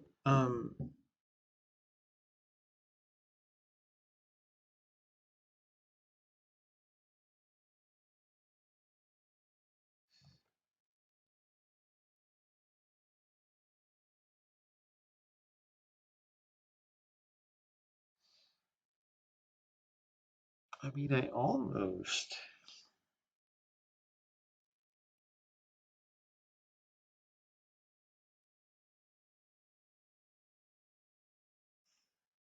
I almost don't want the circle to get smaller.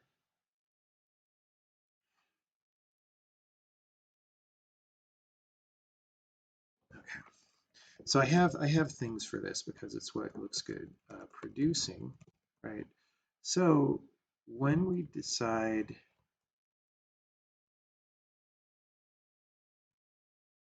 to when we set active T target to 0,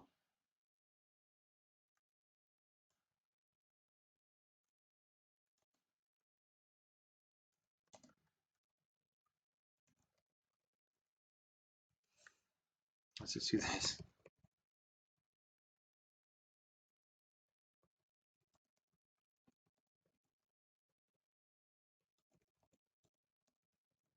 Just change that to a cast to bool.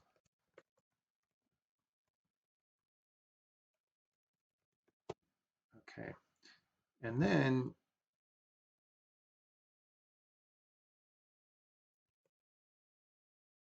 what is it called? Delete. It's not delete on undo, it's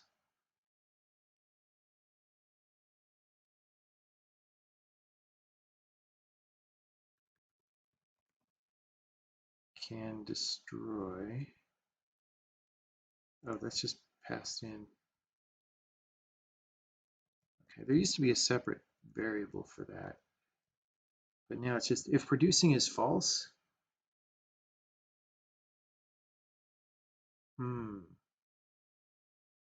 Okay. So now we have this thing where we're going to let this particle source live on. But if it's dying out and we want to restart, we actually want to make a new one. So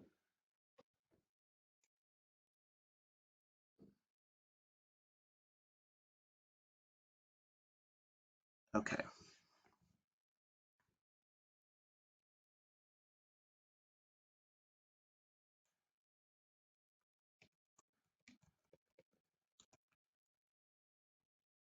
Okay, if we're doing this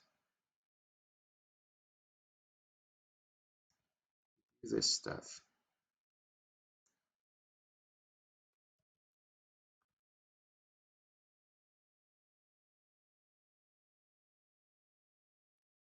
Oh, geez. Okay, I'm getting confused by all the things I'm trying to do. Okay, we're just changing our behavior a lot. So if it's active T target, we just want this to be alive, expanding if it's not expanded, and this will all do that. All right. And active T will always be there, so we return true, right? Else,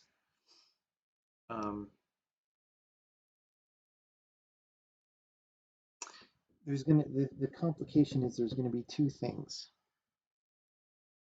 We're gonna say, okay, producing is false, and we're gonna like divorce the ID.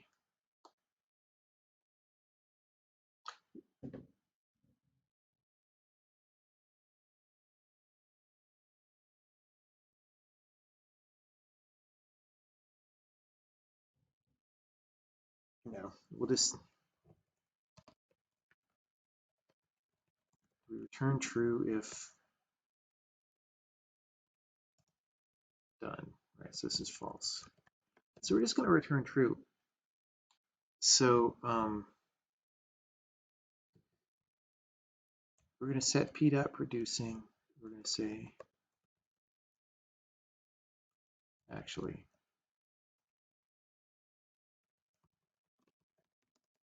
we're going to set that. So we're manually like detaching it. So down here when we destroy, which is something that would happen like if we unload a level or something,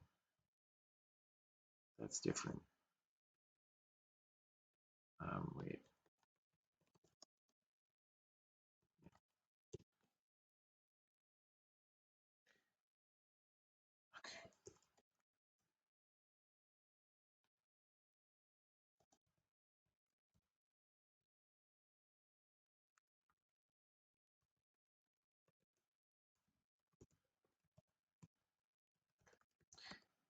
Okay. Okay.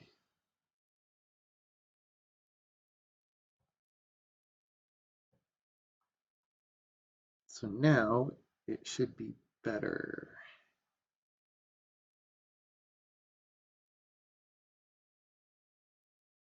Did I consider having particles throughout the whole region? Yes, but I don't want people to have to think about that in the beginning levels, which are just 2D. So like, if we want it to take more space, we could do that later. There, see that? See how the particles just like switch to the sky and walk, and the particles are just sort of going up. The frame rate is very choppy because this laptop sucks, but you can see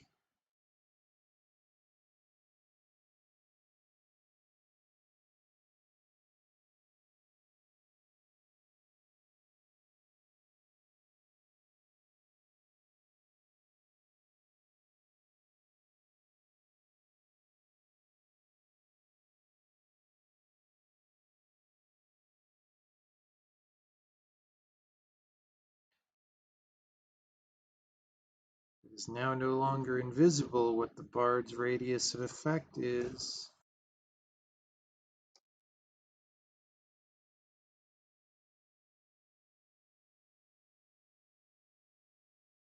Which is cool.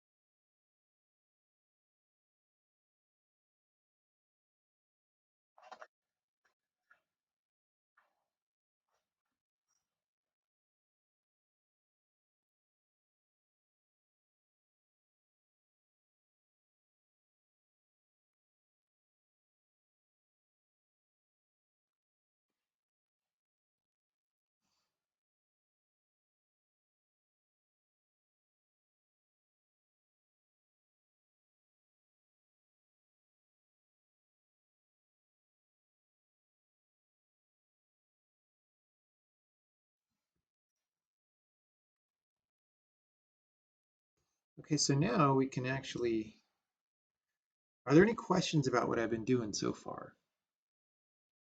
Because I think it's maybe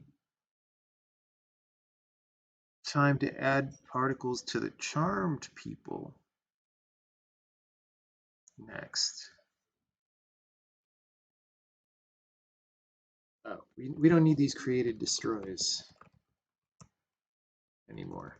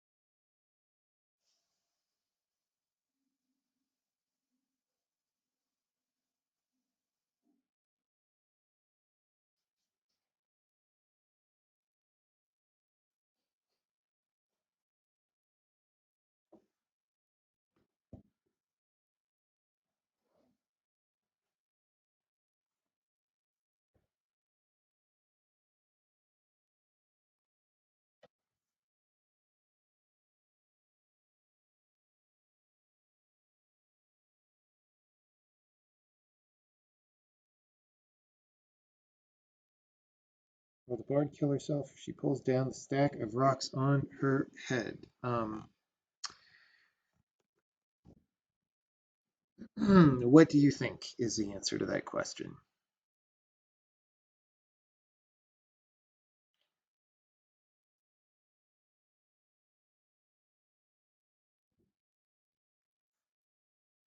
We would need to make it possible on this map, which we can do.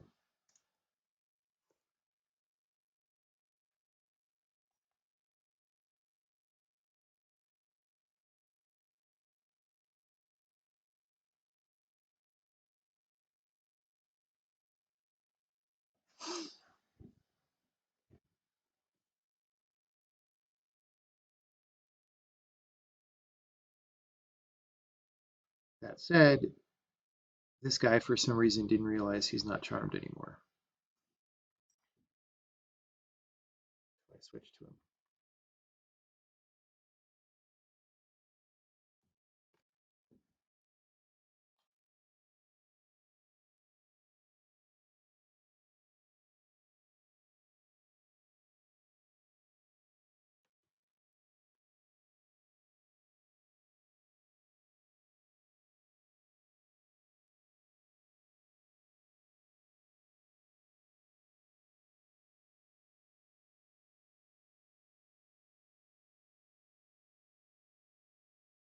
Okay, so I want to also track who is charmed, and instead of drawing these dippy little notes around their head, I want to have more particles. Now, they may end up being notes because I like the note particles. In fact, all these particles might be notes. That might be too messy. I don't know. Maybe some of them will be notes and some of them will just be other things.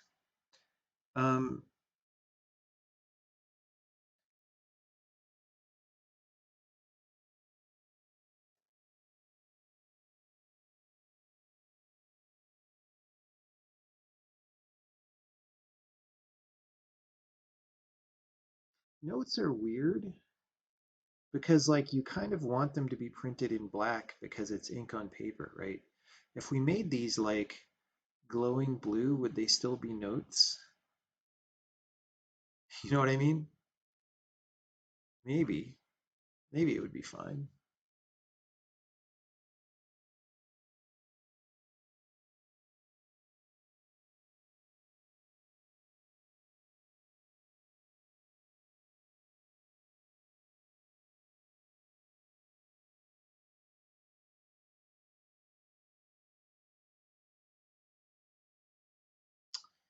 Okay.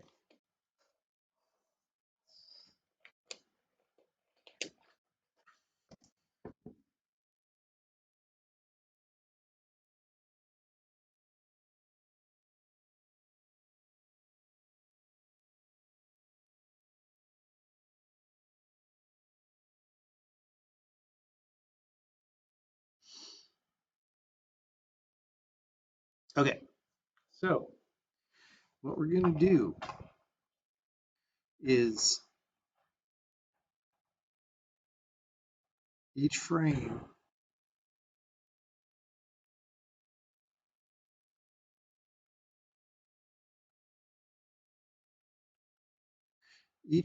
we are going to look at who's charmed. And we're going to do the same thing we did for the other particle system, right? Like if, you know, if we've got a charmed record for a guy, we use it. Otherwise, we don't. All right, so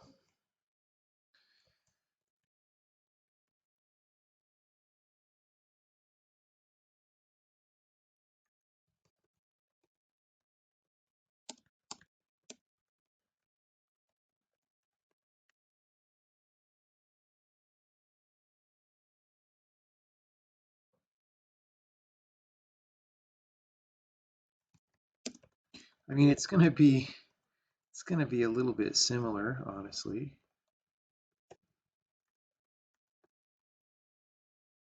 And we'll have a BART ID there as well.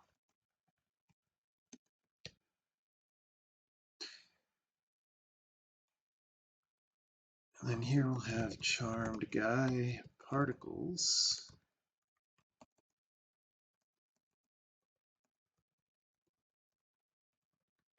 Guy particles.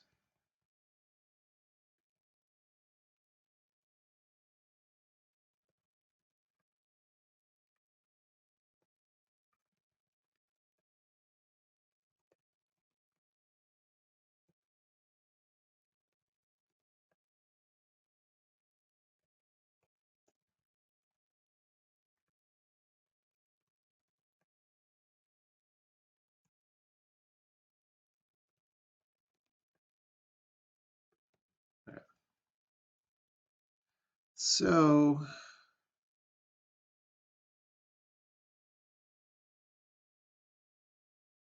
let's make a particle source real fast for this.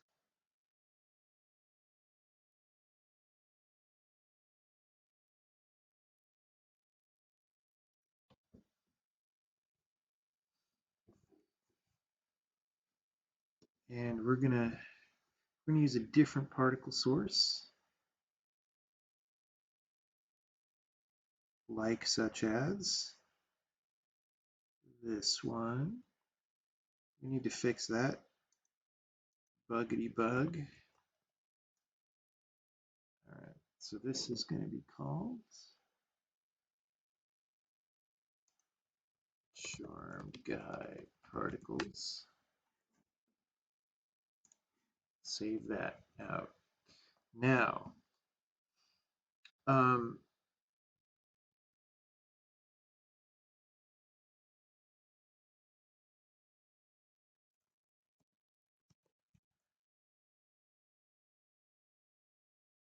okay.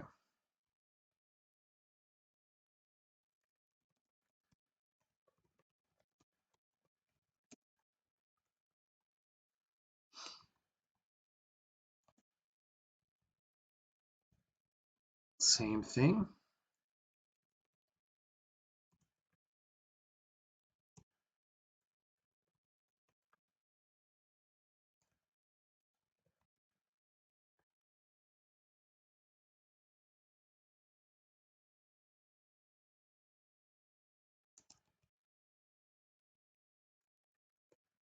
And we might want to look for some code to factor in common, but I don't want to do that yet because honestly, it's unclear how common it's really going to be. Although, it's kind of a big copy pasta right now, so we'll say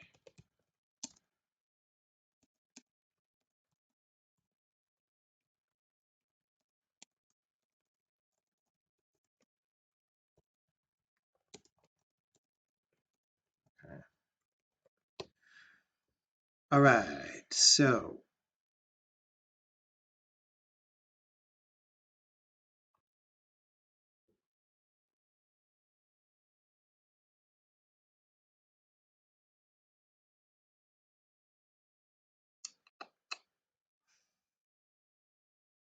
okay, well, this is not the same.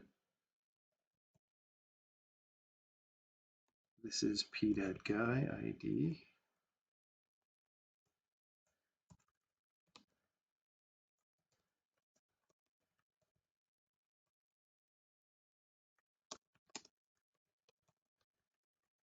Okay.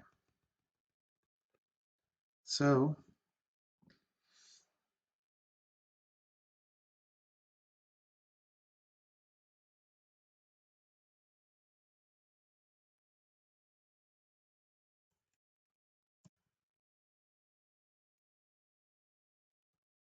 we're going to have those rates be a little different. And then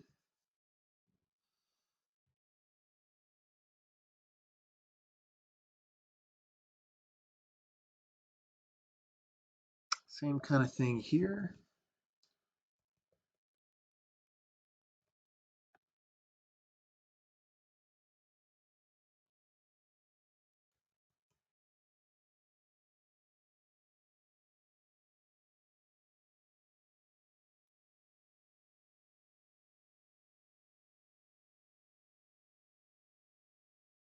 Actually, you know what? I don't think we want this opacity control fading in one either. It's just not, because the particles have their own fade in. So that's just making the effect worse. All right.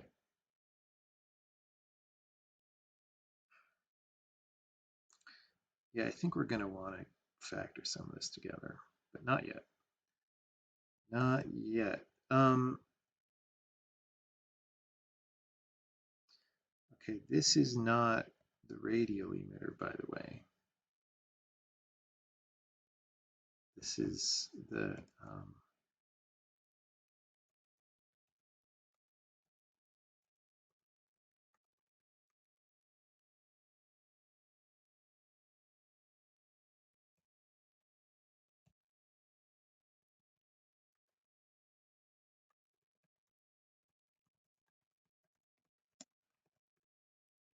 at the top because that's where it was on the other one. Now, the reason why I'm not naming these the same and trying to factor out the code is these probably will have more than one emitter each, right? And like we maybe want to do different things with the different emitters. So yeah.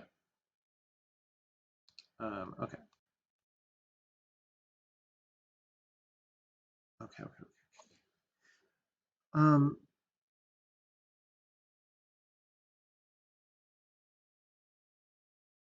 you know, I mean, why are we doing this twice anyway?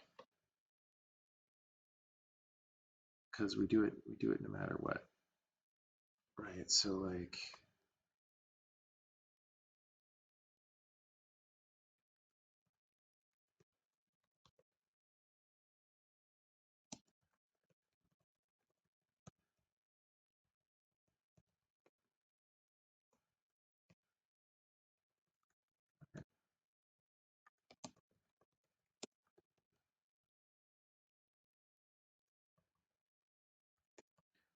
it's not that much better. That's better.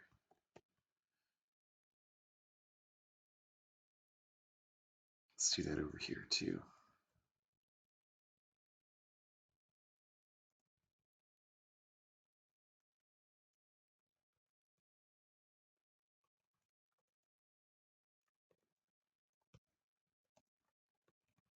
And then this can be just a little utility function later, and that'll be nice, but we're not going to worry about it yet.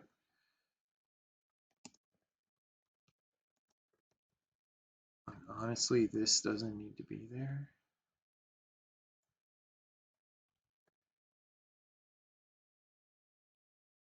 Honestly, this doesn't need to be there. No, not sure about that. Okay, and then this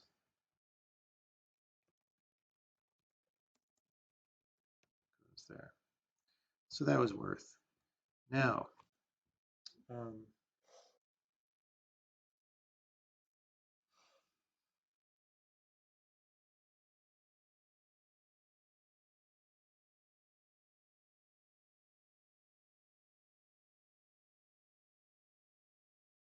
okay, that's update charmed guide particles.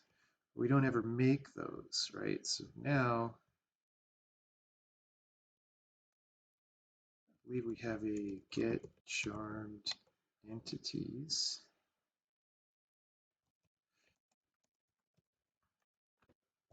I don't know why I swallowed a fly. I don't know why we don't just return this.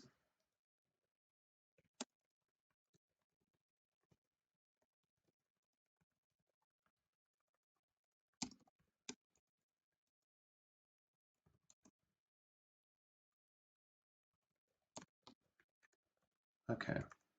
So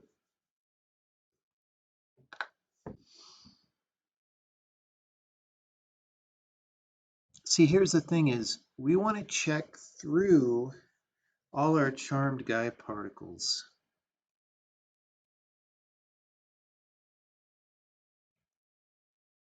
And if we want to tick them each frame. right? Like we want to have this variable called still alive this frame, all right?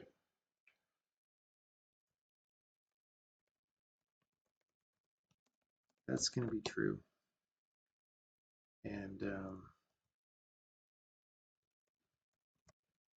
so the deal is, first we say, okay, it's all false. Still alive this frame is false. And then we say for found, right? Doing the same thing that we did on the other thing. For BPM charmed guy particles. It's weird because it sounds like it's individual particles, but it's not.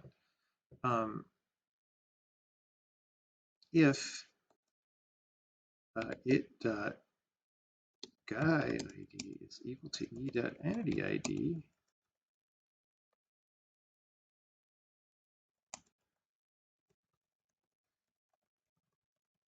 C equals it break,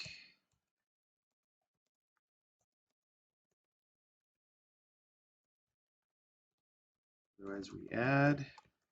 And again, this is something that we could factor out, except it would have to be polymorphic, and I'm not sure that's worth the added complexity. Maybe. All right, so now C dot still alive this frame is true. All right, anybody that we didn't hit because he corresponds to someone in found will now be hosed. All right.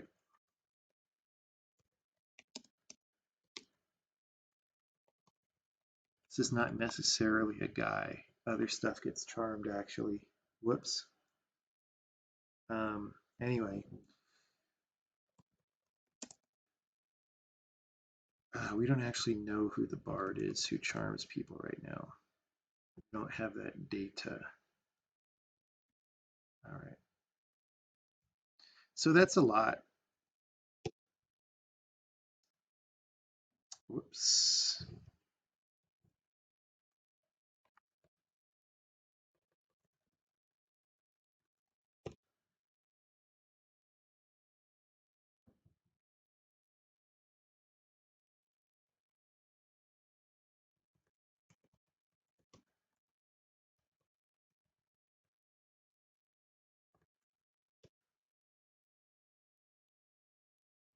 Oh, I thought I was in the C++ code.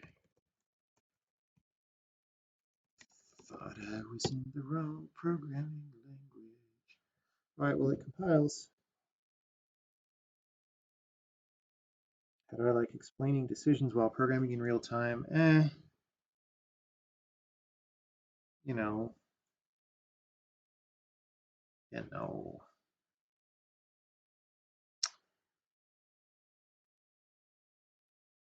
Sometimes I kind of enjoy it, but I'm never thinking as deeply when I do that. All right, so, okay, we never set the particle source ID. And I know because I never typed the string, whatever it's called, charmed guy particles, right? What was this one? Barred radial particles. Okay. Oh yeah, this whole thing.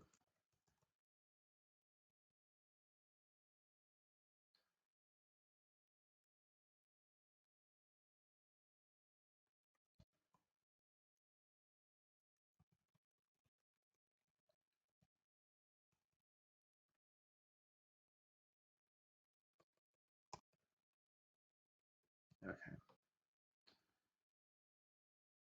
We're not going to set the spawn proc right now because we don't have one yet.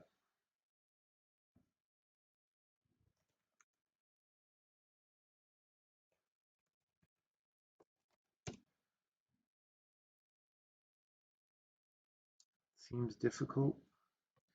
See, everyone mentions pair programming. I hate pair programming. I think pair programming is really dumb. Like, it's a very inefficient, where it's fine for beginner programmers. All right, let's put it that way. But like as the way it was introduced, like as some kind of thing you should do normally for productivity and uh, correctness purposes and whatever, it's nonsense. It's complete nonsense. So I don't like that so many people bring that up. But yeah, anyway, okay, so maybe if I was pair programming though, the guy's particles would have appeared over his head. I do not see them.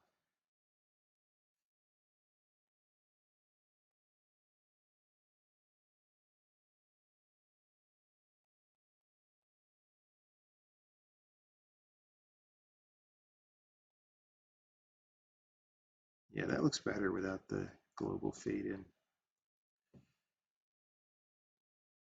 It's probably too slow, but we'll see. Okay, so now is a time when we just debug it. Oh, no such particle group, charmed guy part. What? Well, that's something.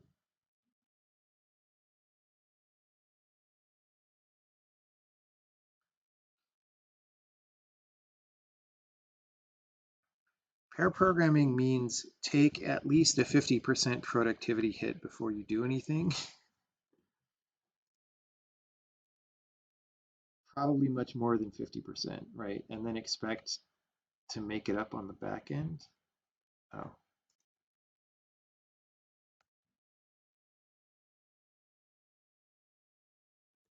wait, I thought I did the group thing. I must have screwed it up. All right, there we go. I'm going to restart the game just in case, even though I don't think that's necessary now.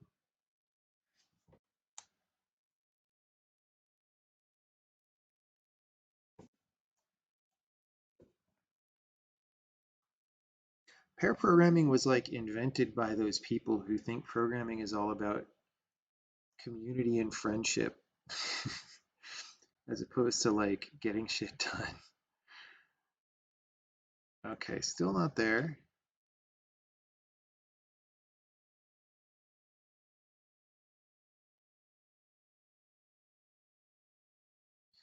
You know, when people are charmed, maybe we should like fade them into color because they're relevant. I don't know. We'll see. Okay, we're not getting that same complaint anymore. So now we're going to step through it and see why I am a bad programmer. The author described it like they would get together once a month to work on some little utility they both wanted. That's not so bad, but that is not the way that I saw it promoted as a work practice. So, um,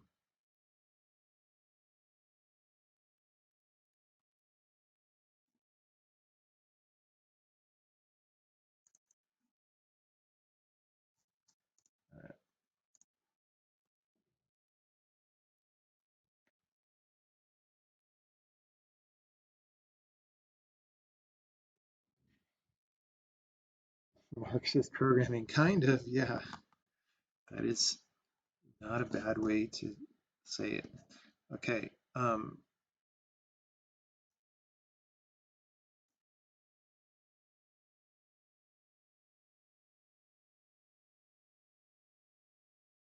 you know, we actually should put this one at +1, although we don't see it anyway, but we should put it around his head because that's where I want it to be. Okay, we actually do have one of these.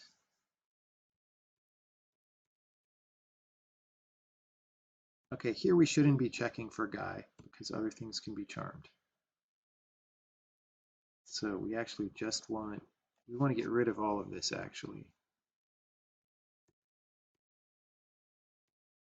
We got the head emitter. Active T target we never set, again, because I'm stupid. Okay, so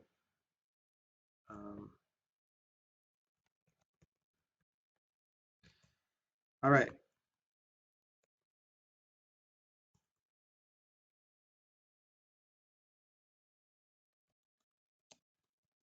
So we're just going to do that.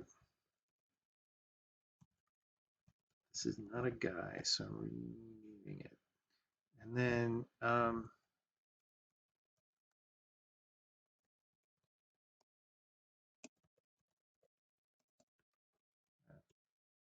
hopefully that's is charmed. Nope. That's the one I didn't change from a member.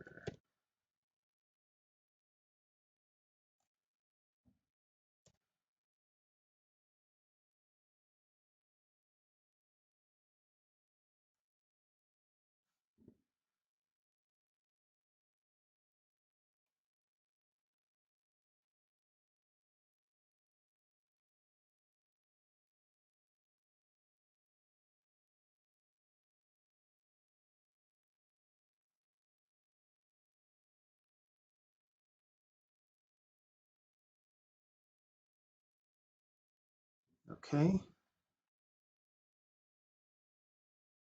Still don't see. Oh, there it is. It is. It's at his feet. Okay. I forgot to add one. We should actually add like around 1.2.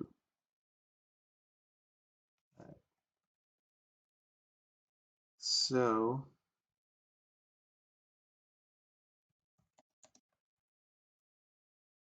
plus dot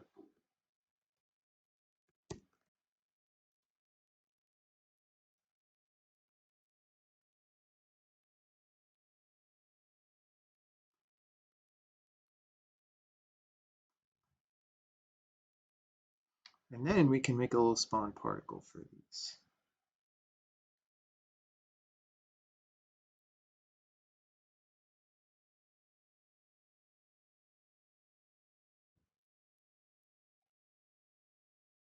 They're not very good yet, but you can see there they are.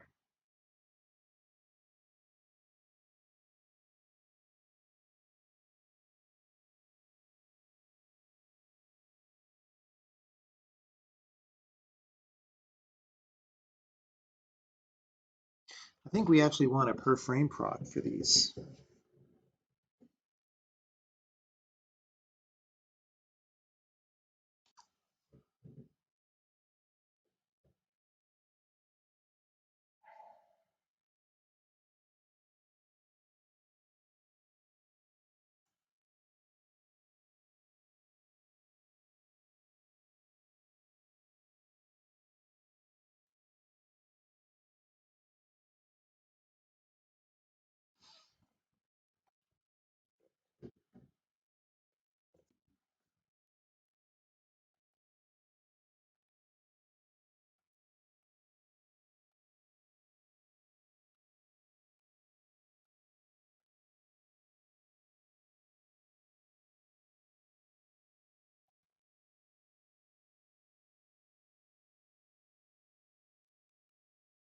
Dude, my laptop can't handle it. It can't handle the truth.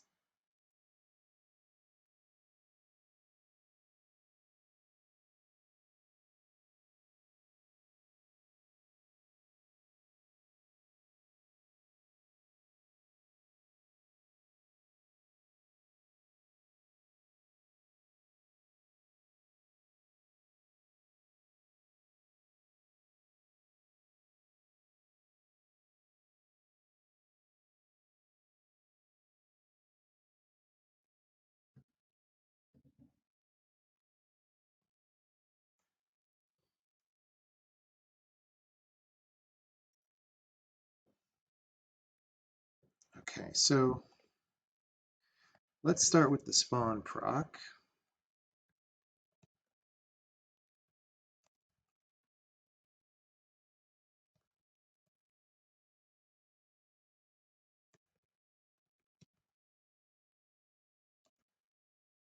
Okay, this is going to be different.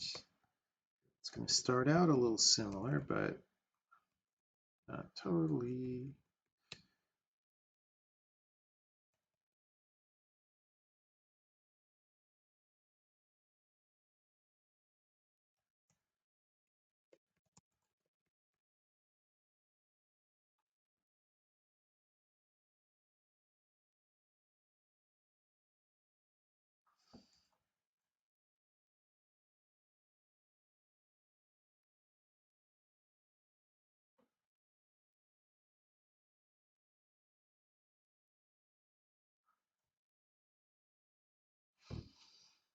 Okay.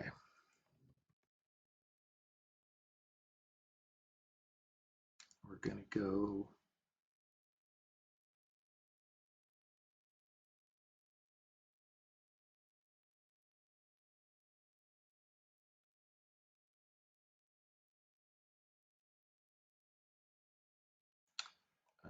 none of this stuff.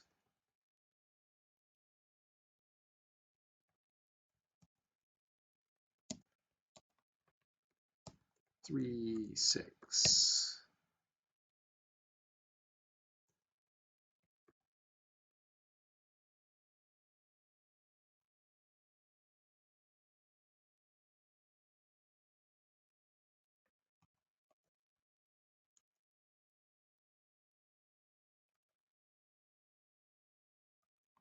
Let's not make this too fast yet.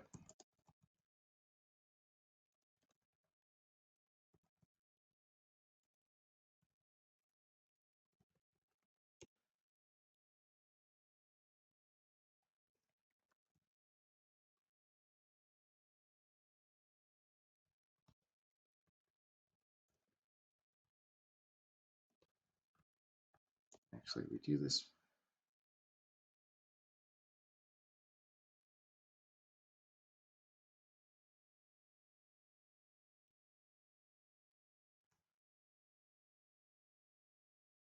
Only need to do this once.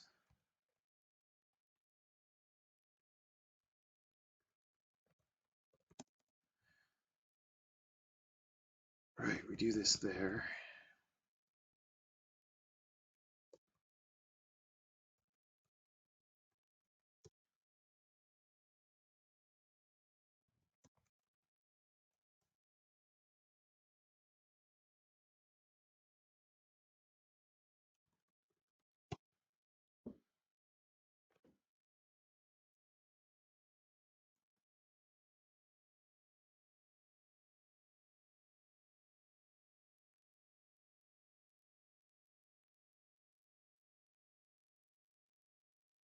All right, check it out.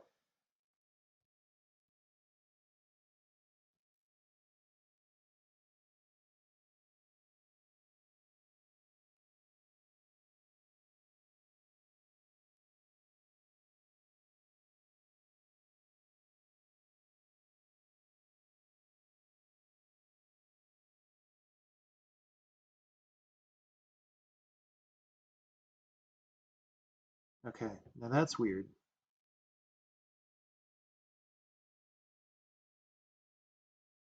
We're not destroying them correctly. Because the way that this kind of bug would happen is we still have the records for it. Yeah. So, yeah.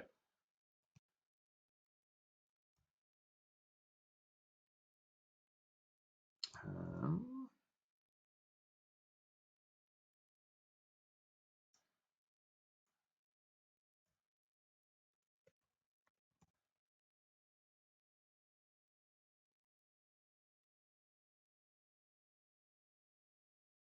Wait, this is not right. We're not still alive this frame. Bro. Let's check this, but that probably was enough to make it bad.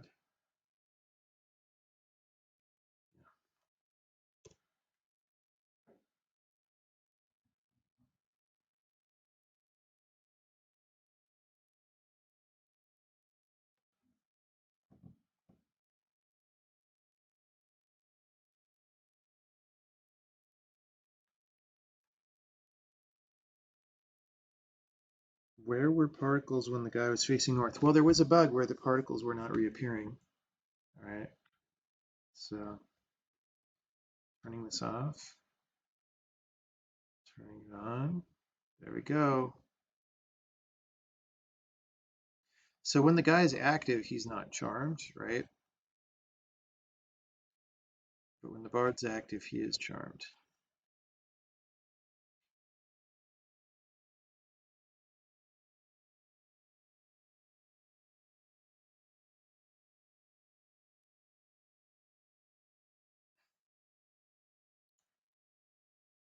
don't know what that print is, but anyway. So this is working so far. Let's at least tweak the colors to be like barred colors, which will be step one of, oh man, I gotta fix this particle bug. Particle bug, doing the things for particle bugs.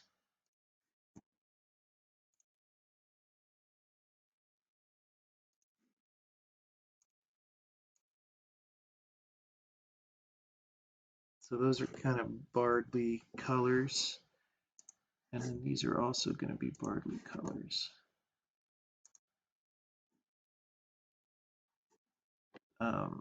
But brighter.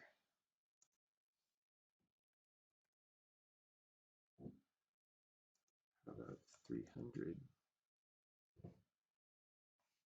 3,000. How do I get this thing to bloom out, dude? It's just not doing it. All right.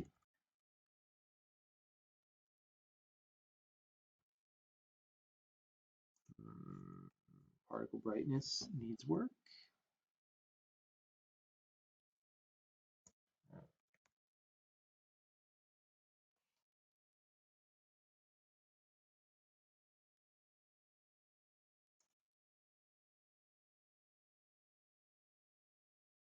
Do like alpha channel. Alpha channel. Oh, but it does. Alpha channel. So we're just going to make that stick out more. Actually, on this one, this is stupid. You shouldn't hard code your alpha channels like this, but it's what we're doing.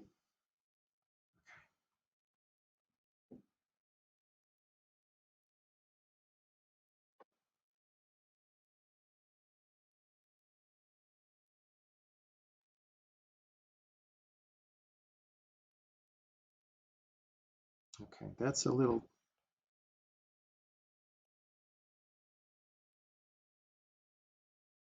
Actually, not as good. But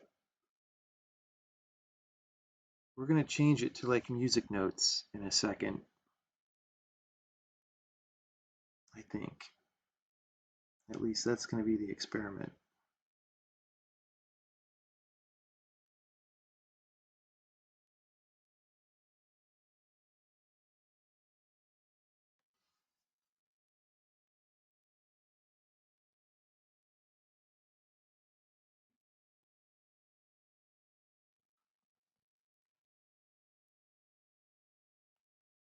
It's definitely uglier.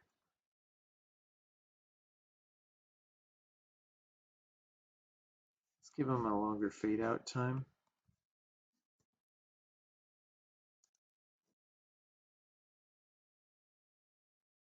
What was that? Why are you selecting all these particles?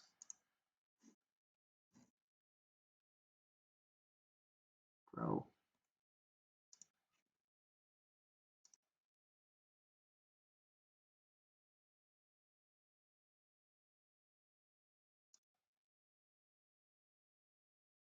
Timing. Fade out period. 1. It's a much longer fade out. And then lifetime. This gets potentially longer, and we'll do it 3 dice. Some people say no dice. I say 3 dice. Oh, you know what? Let's also let's get some more color variation in there.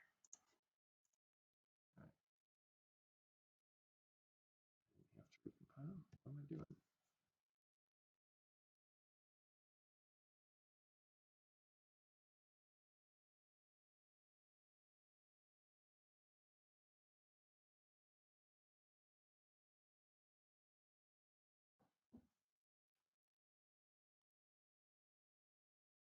All right, well now that looks a lot like the other thing, but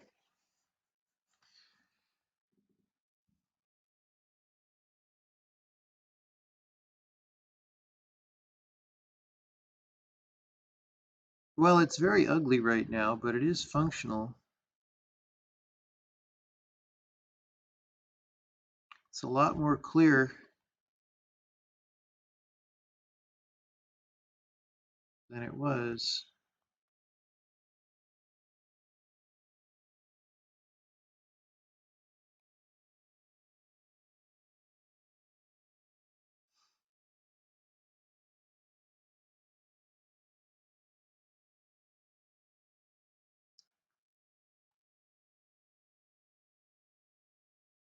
So the other thing I want to do, I don't think I'm going to do this tonight because it's going to be bedtime soon, but the whole plan was like these are musical notes, and then it's music notes going around the head instead of those ones that you just see drawn on the screen, right? They're like swirling around. Um, and then we would add some third particles that are like going from the bard to the charmed character occasionally. Like she'd be playing stuff and it would be like going out from her instrument. Although maybe, right, maybe the perimeter is better if it's not notes, and maybe it's just notes around the dude's head and coming from the instrument.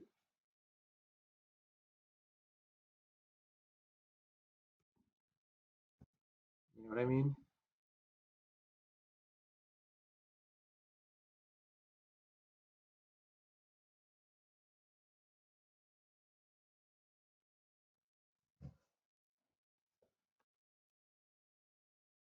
Now we have to do the undo thing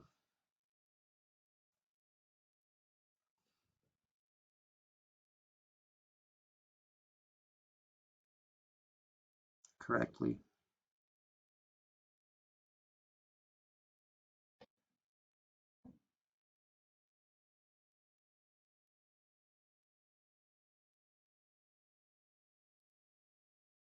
Like the smell in old Disney cartoons. Yeah, kind of like that. Basically the same thing. Perimeter could be something else. Yeah, but then I'm not really sure what the perimeter is in that case.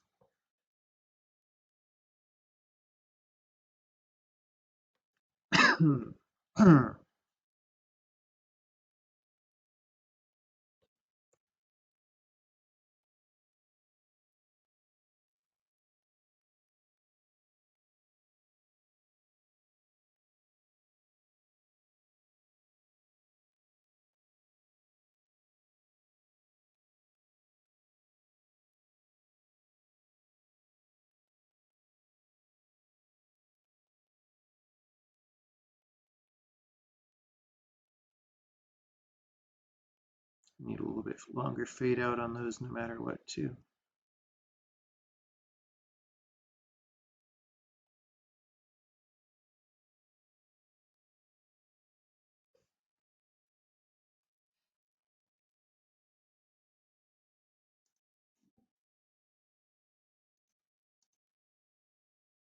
That's some timing.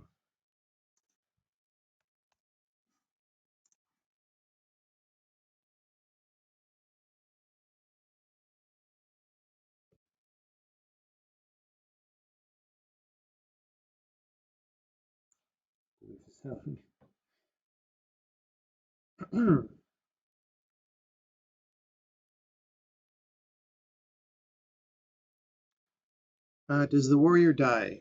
No. Okay, so it depends actually, right? So the warrior can hold things on his head, but cannot deal with things falling on him. So I think this is the right distance and he'll die, right? Oh, whoops. It's put him there. Boom, right? So he died there. Um, but if he's one over and it goes just directly on his head, he'll survive.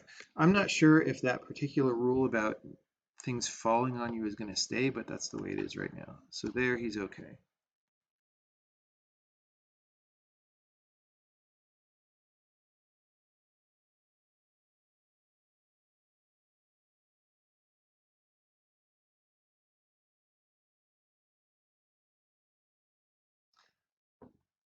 I don't know why we're not updating charm there.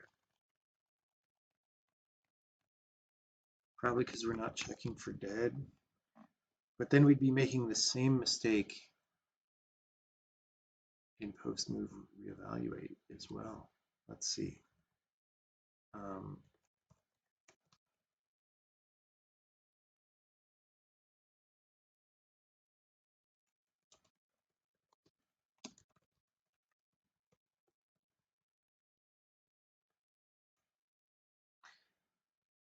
okay, but that would be for not creating them. That shouldn't matter.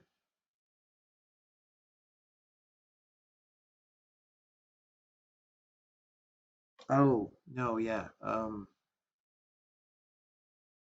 right, this is actually a gameplay bug thing.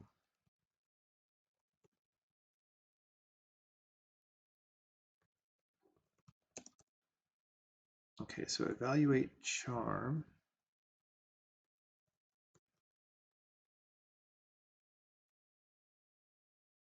So we have a flag for this, but we don't use it. Okay. So we just weren't checking for dead, is all. I don't think dead bards should be able to charm people. It's not very charming to be dead.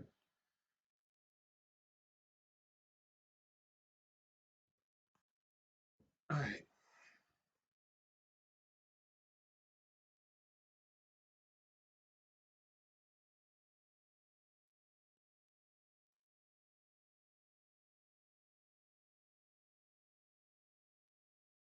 Ready? Boop. He's like, yeah, no big deal. I don't care.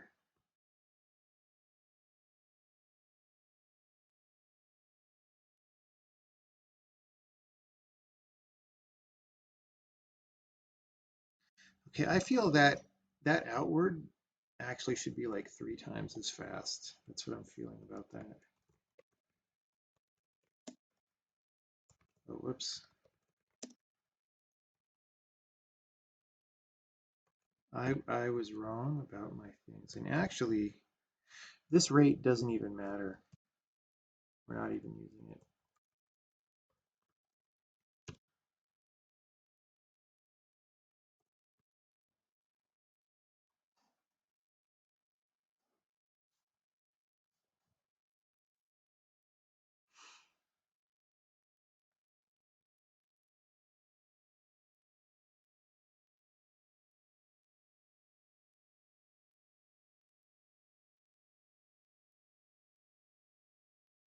That's weird.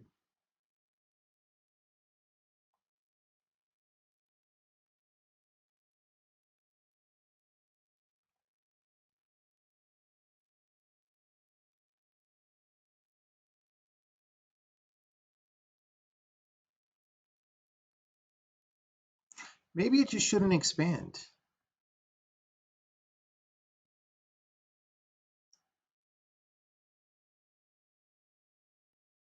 I mean, maybe that's just messy.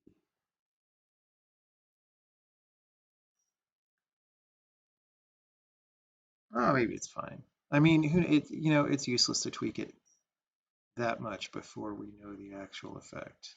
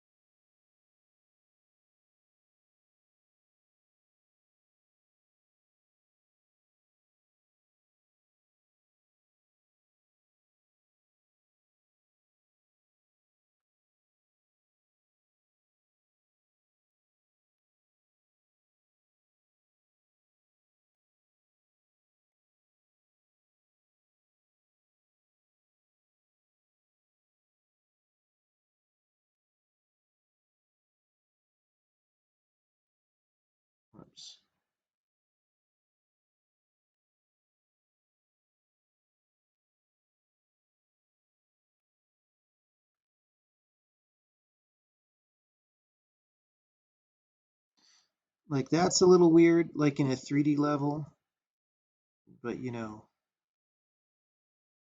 we'll make it more volumetric in a 3D level. If the camera's like, I don't know, we'll think about it. But anyway,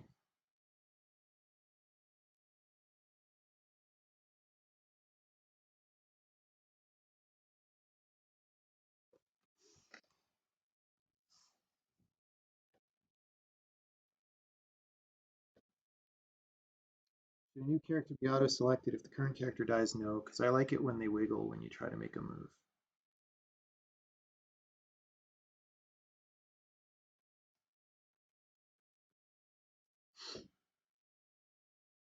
Okay.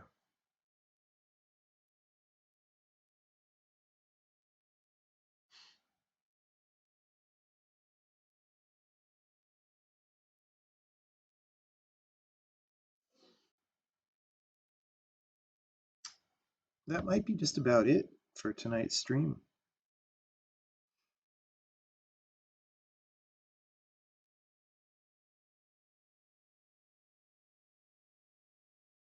Shouldn't the block stay stacked if all charmed objects move simultaneously? No. No, they shouldn't.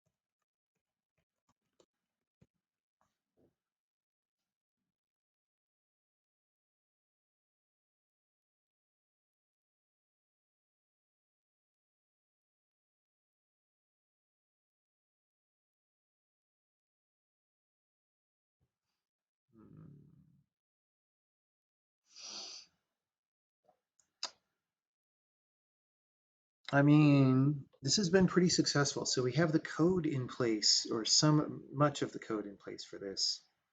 And it's a matter of like making it look better. Try that a little bit. I mean, first thing I could do is like remove the note drawing from this.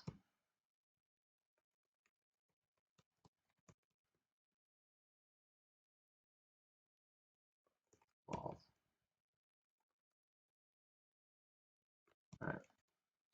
So that gets rid of the dippy notes that were there.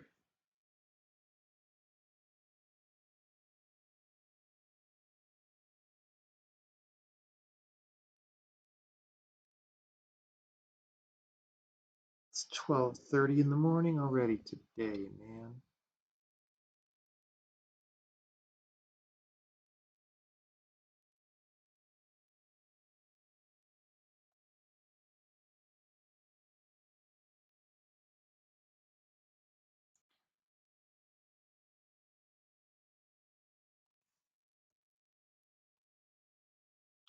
Let's try, so this boundary doesn't need to be as loud. Let's just try tuning that for a second. We'll also give it a different color. Let's make it like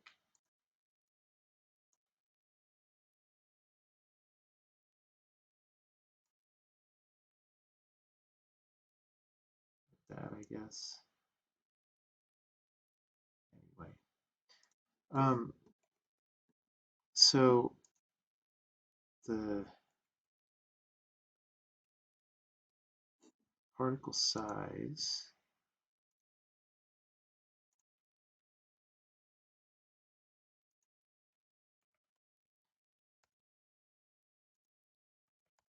is half, which is like half is a lot smaller because that's in each dimension.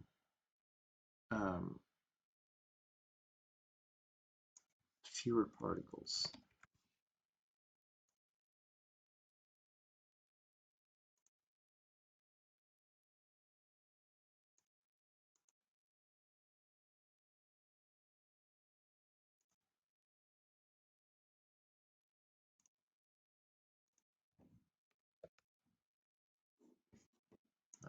I don't know. That's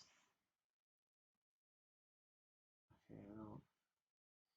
We need to be reloading these hot loading so I can just edit them. Edit them. Edit them.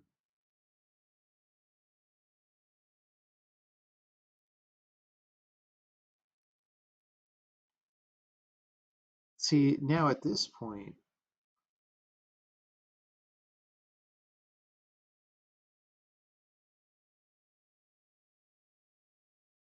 problem is blue isn't really her color, right?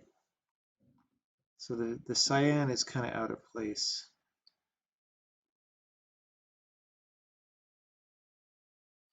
Um, See, the thing is now it goes up so high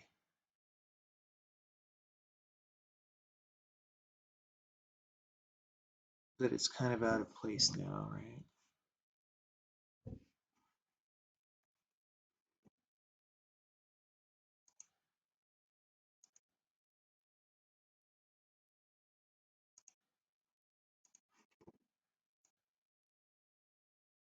Let's go back to this, but maybe the size will make it different enough from the head particles.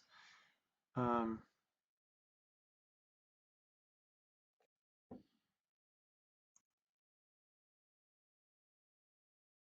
I think the velocity is hard-coded, right?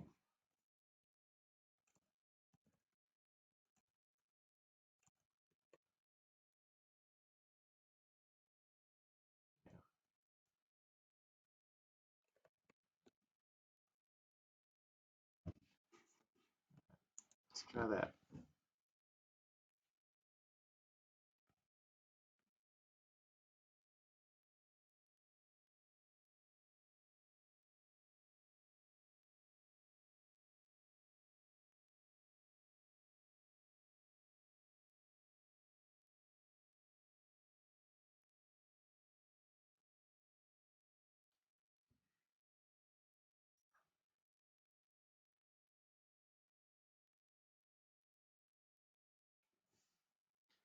I mean,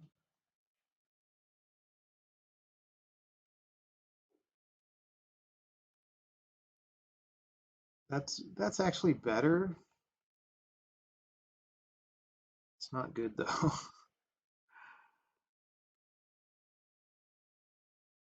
But yeah, maybe what I do tomorrow is work on making the head particles like notes and see how that is. But without getting too picky about it, because we're just not doing this level of visual work yet.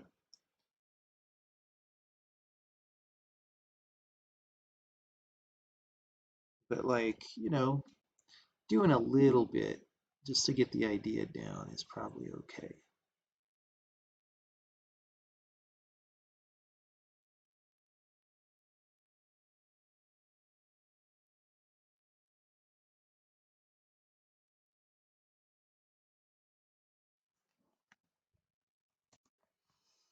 Um,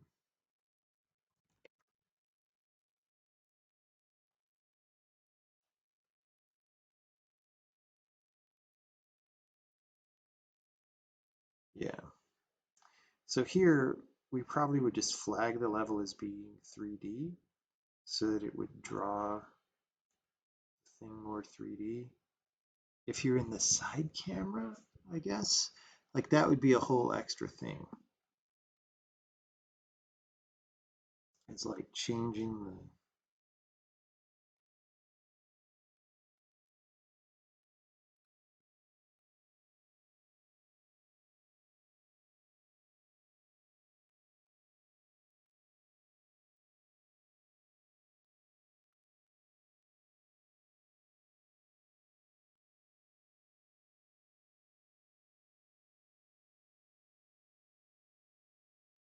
whoops. Oh,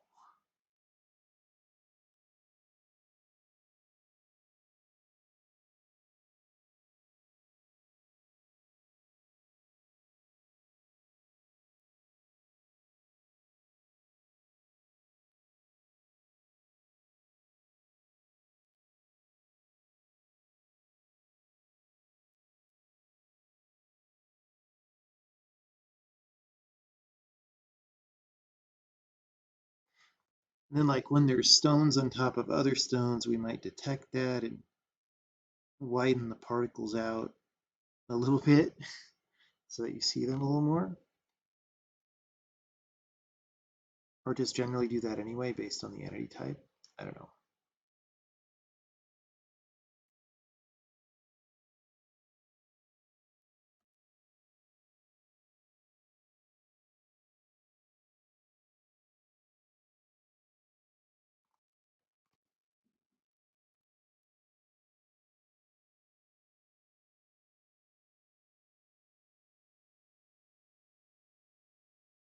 All right. Any final questions before I go to bed? We have had a successful day. It's been good.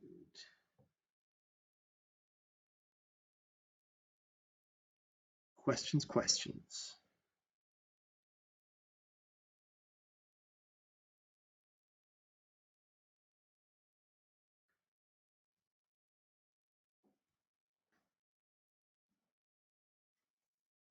Questions, questions.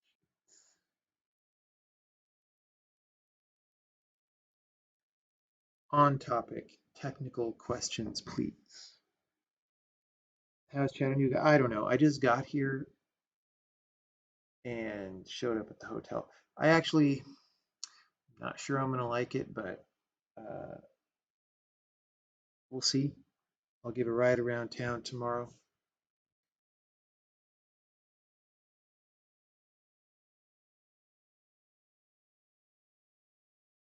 Glad you got back in your apartment.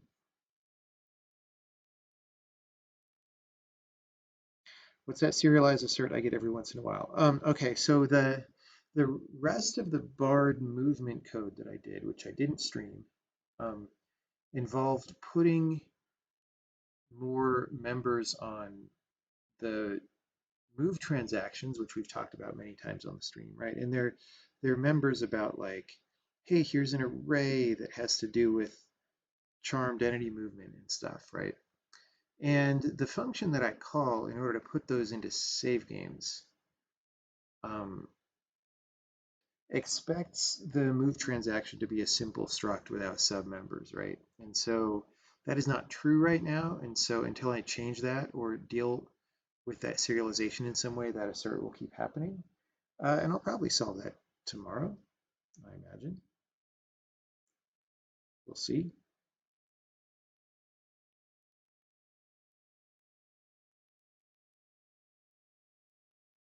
All right. Thank you, everybody, for coming by. And we'll stream again sometime over the next couple days, probably. Certainly more Bard things will have to happen.